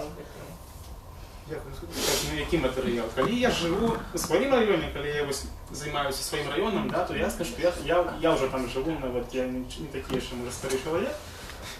Ось, я там уже живу, знову ж кажу, більше за чверть століття. Но я, напевно, нечто ведаю те, чого не ведає інших. Потім потрібна комунікація у сім'ї, передусім. Коли є, дякувати Богу, живі батьки, там, да, їхні батьки, бабулі, дедулі, треба з ними розмовляти. Коли ми народилися на цьому районі, то жили на цьому районі. Ось у моєму випадку, на цьому районі, де живу я, живе вже четверте покоління. Да? Ось, я вже четверте покоління. Вот. І, ну і треба швидше виходити просто. Нет, бывает, идешь по вулиці, особливо, коли це не високі доми, да, як у нас, ну, переважно забудовується тепер. У нас на райончику є такі гостини, де паркові хатки, приватний сектор. Ну, сподобався домик, підійшов, погрупався у каліточку, коли є вільний час, представився, там, завоював довір, що називається. Не в сенсі капотами покрасти, да, а покрасти на успоміни, да. Треба мені до людей йти, хоча я сам ну, вже за собою заважаю, що я не вельми активний чоловік, я не вельми доволі. Але треба, ну, коли реальність підстьобує, коли бачиш, що от цей дом сьогодні зруйнують, цей зруйнують завтра, цей післязавтра, то ніяк вже починається сумління і йдеш і завітуєш і розпитуєш. Дякувати Богу, так само телебачення наше, СМІ, Google, там різні сайти, газети, СТВ, ось наш канал городський недавно почав з навітрено супрацовничество, верніше, ще году 10 тому просто крали наші тексти в інтернеті, то сьогодні на супрацовничество приходять нові молоді супрацовники, пригожі дівчатки, хлопці. Приходять, кажуть, давайте з вами здимемо що-небудь, ми здимаємо. І людям приємно, бо ми людей здимаємо. Одночі поїхали, мене сорвали з праці, сказали, будемо з тобою записувати сюжет. Я став, там 5 хвилин поговорив, з їх там хвилина вийшла в сюжет, а потім ми знайшли місцевих жихарів і 30 хвилин він нам все розповідає. Правда, крыніцы інфармацыі розныя, але ў першую чаргу гэта, безумоўна, непасрэдная размова з знаёмымі, з тымі, з кім ты жывеш побач на вуліцы і так далей. Таму я думаю, што збор інфармацыі можа праводзіць кожны з нас. І на будучае, сапраўды, гэта будзе вялікі пласт інфармацыі пра гісторыю того ці іншага раёну. Коли ласка, еще есть питание? Но у меня есть еще как бы дополнение. На Грушевке там была биржа труда. И там собирались вот эти всякие и бойки начинались. Да, там такие микротопоним биржа, и он вучись, когда с мясовыми там так само ходили экскурсиями, то указали, что вот той район, вот власне, где Путейская улица, там Сподарня згадывала, это не совсем уже была Грушевка, а называлась еще, ну, в самой Грушевце микротопоним был биржа. И еще на Грушевце жил там известный этот художник. Он сейчас живет за границей, и он описал всю Грушевку. И у него такие очень интересные картины. Когда я была на его выставке, то у меня рот вот так вот растянулся, аж скулы болели. Кот в шкафу повесился. На Г его фамилия, то ли Грубин, то ли... Ну, известно, он приезжает постоянно. Губарев такой есть. Как? Губарев, по-моему. Да, Губарев. Ну вот, как не помыляюсь. Губарев. Есть такие, да. Характерные такие выражения. У него в такой смешной форме. У кожному районі, ну, Грушевка – це особний випадок, як я вже казав, да, тому там виникали такі ось фести, да, така активність там виникала, і такі моцні місцеві сувязі.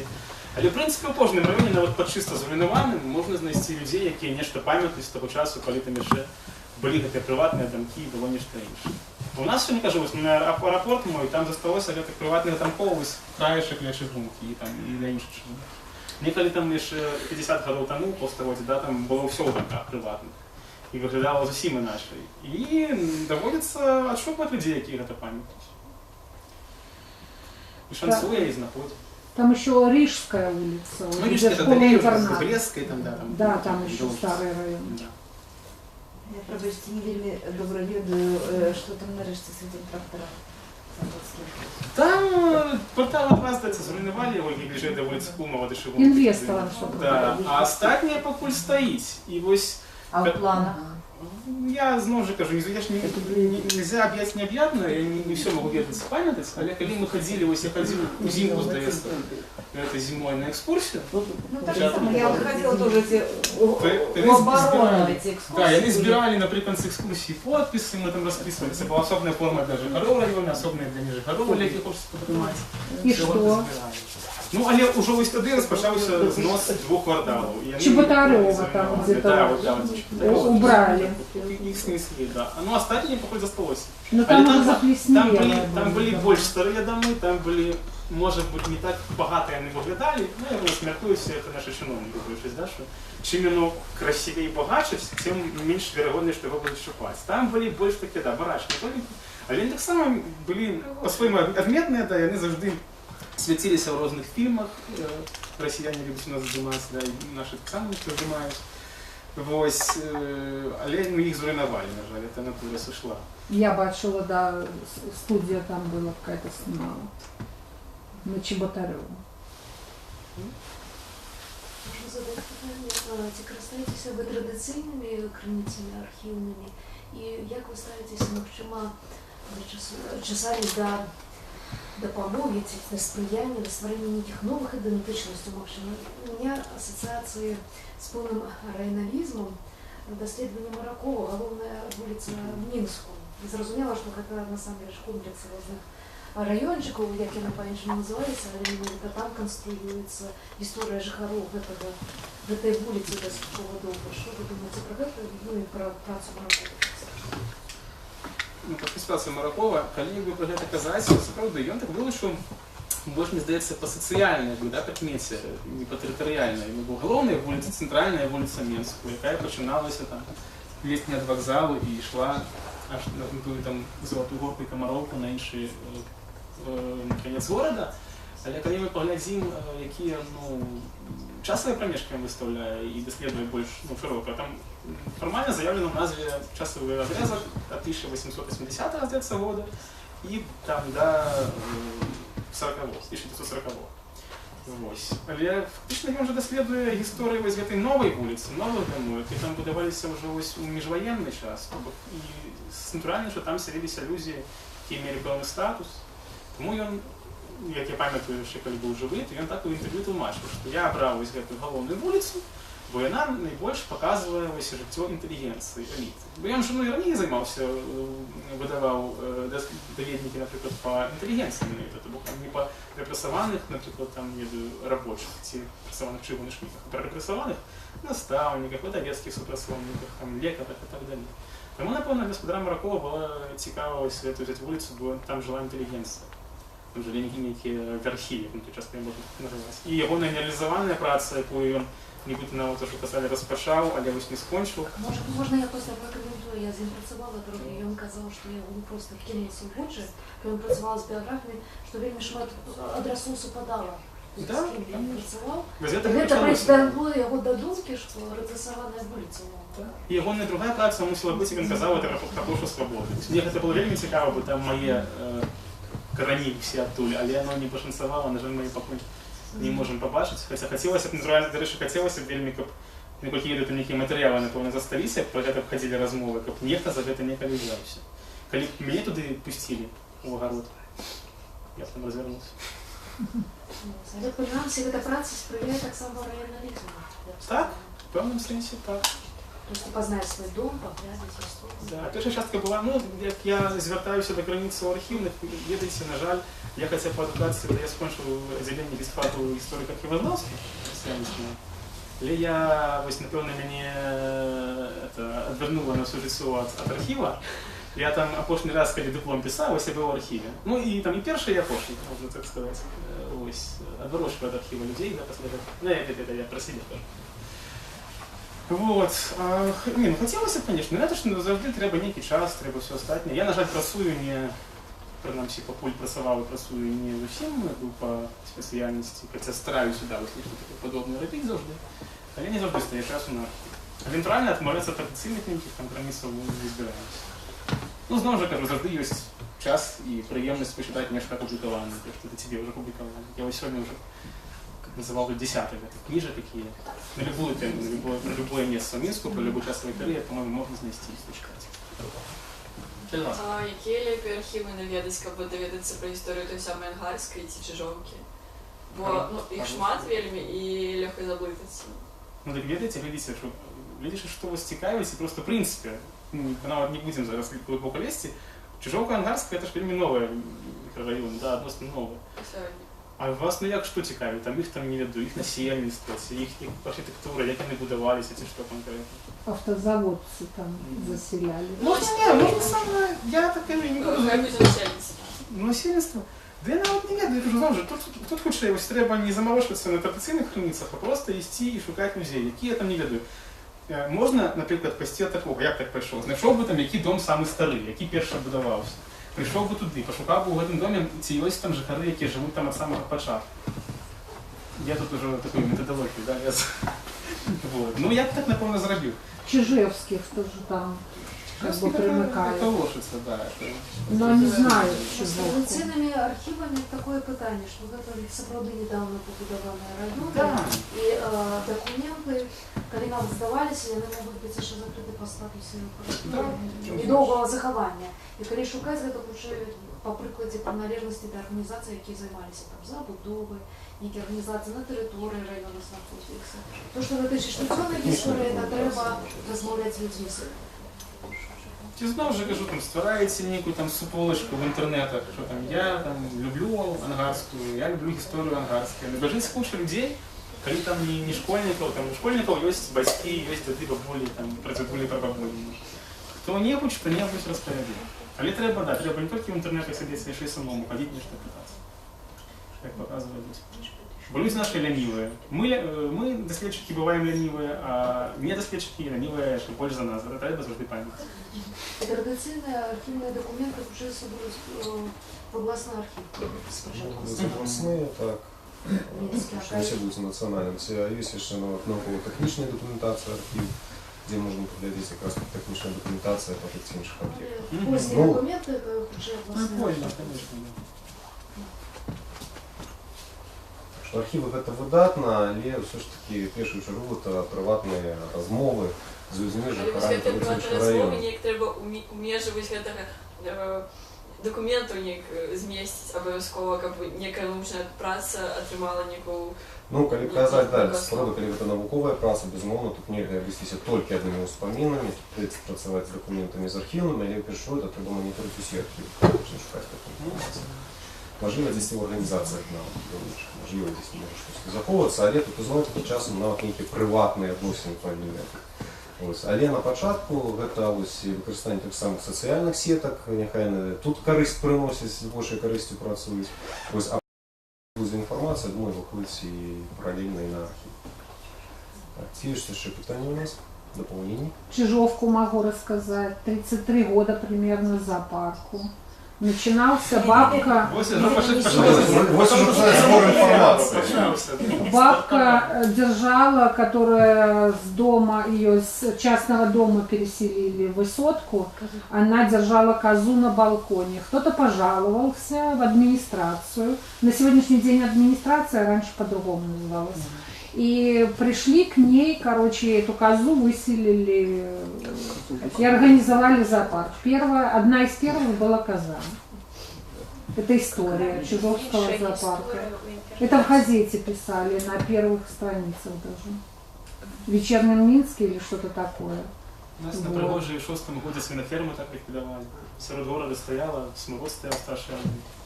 Все скаржились, приехали, ликвидовали.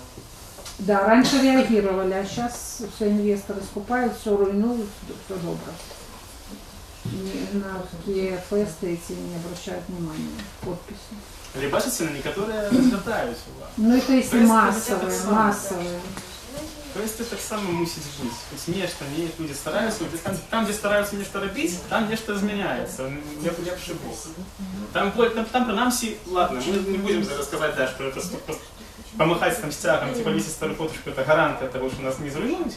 Але там підвищається вероятність принаймні того, що буде прикована увага громадськості до цього місця і вже суда не буде просто всіх збирати розпад.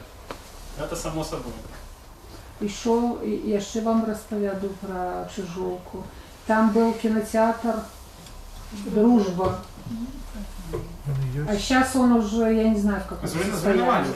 Заруйновали уже «Дружбу»? Все? Он уже заплесневел, там повыбивали окна и тому подобное. Так, на жаль, відбуваються такі випадки, коли руйнуються будинки архітектури, які символи не тільки города, але й символи того чи іншого району. Але все ж таки у наших силах заховати пам'ять в гэтых районах, заховати пам'ять про історію. І як є видатні приклади, коли ми збираємо інформацію, коли ми її заховуємо, коли ми її популяризуємо, ми можемо заховати цілий район, є приклади, які ми сьогодні бачили. Тому я жадаю усім ще раз узгадати всі свої вулиці і свої райони, постаратися як мага болей зібрати інформації про їх, як нам можна сюди принести, заховати в себе, поділитися этой інформацією, тому що з гэтых кавалків історії минулого району города Мінська, з районалізму і будується наша історія, будується наш родний город Мінськ. Тому давайте ще раз подякуємо сьогодні нашому Антону.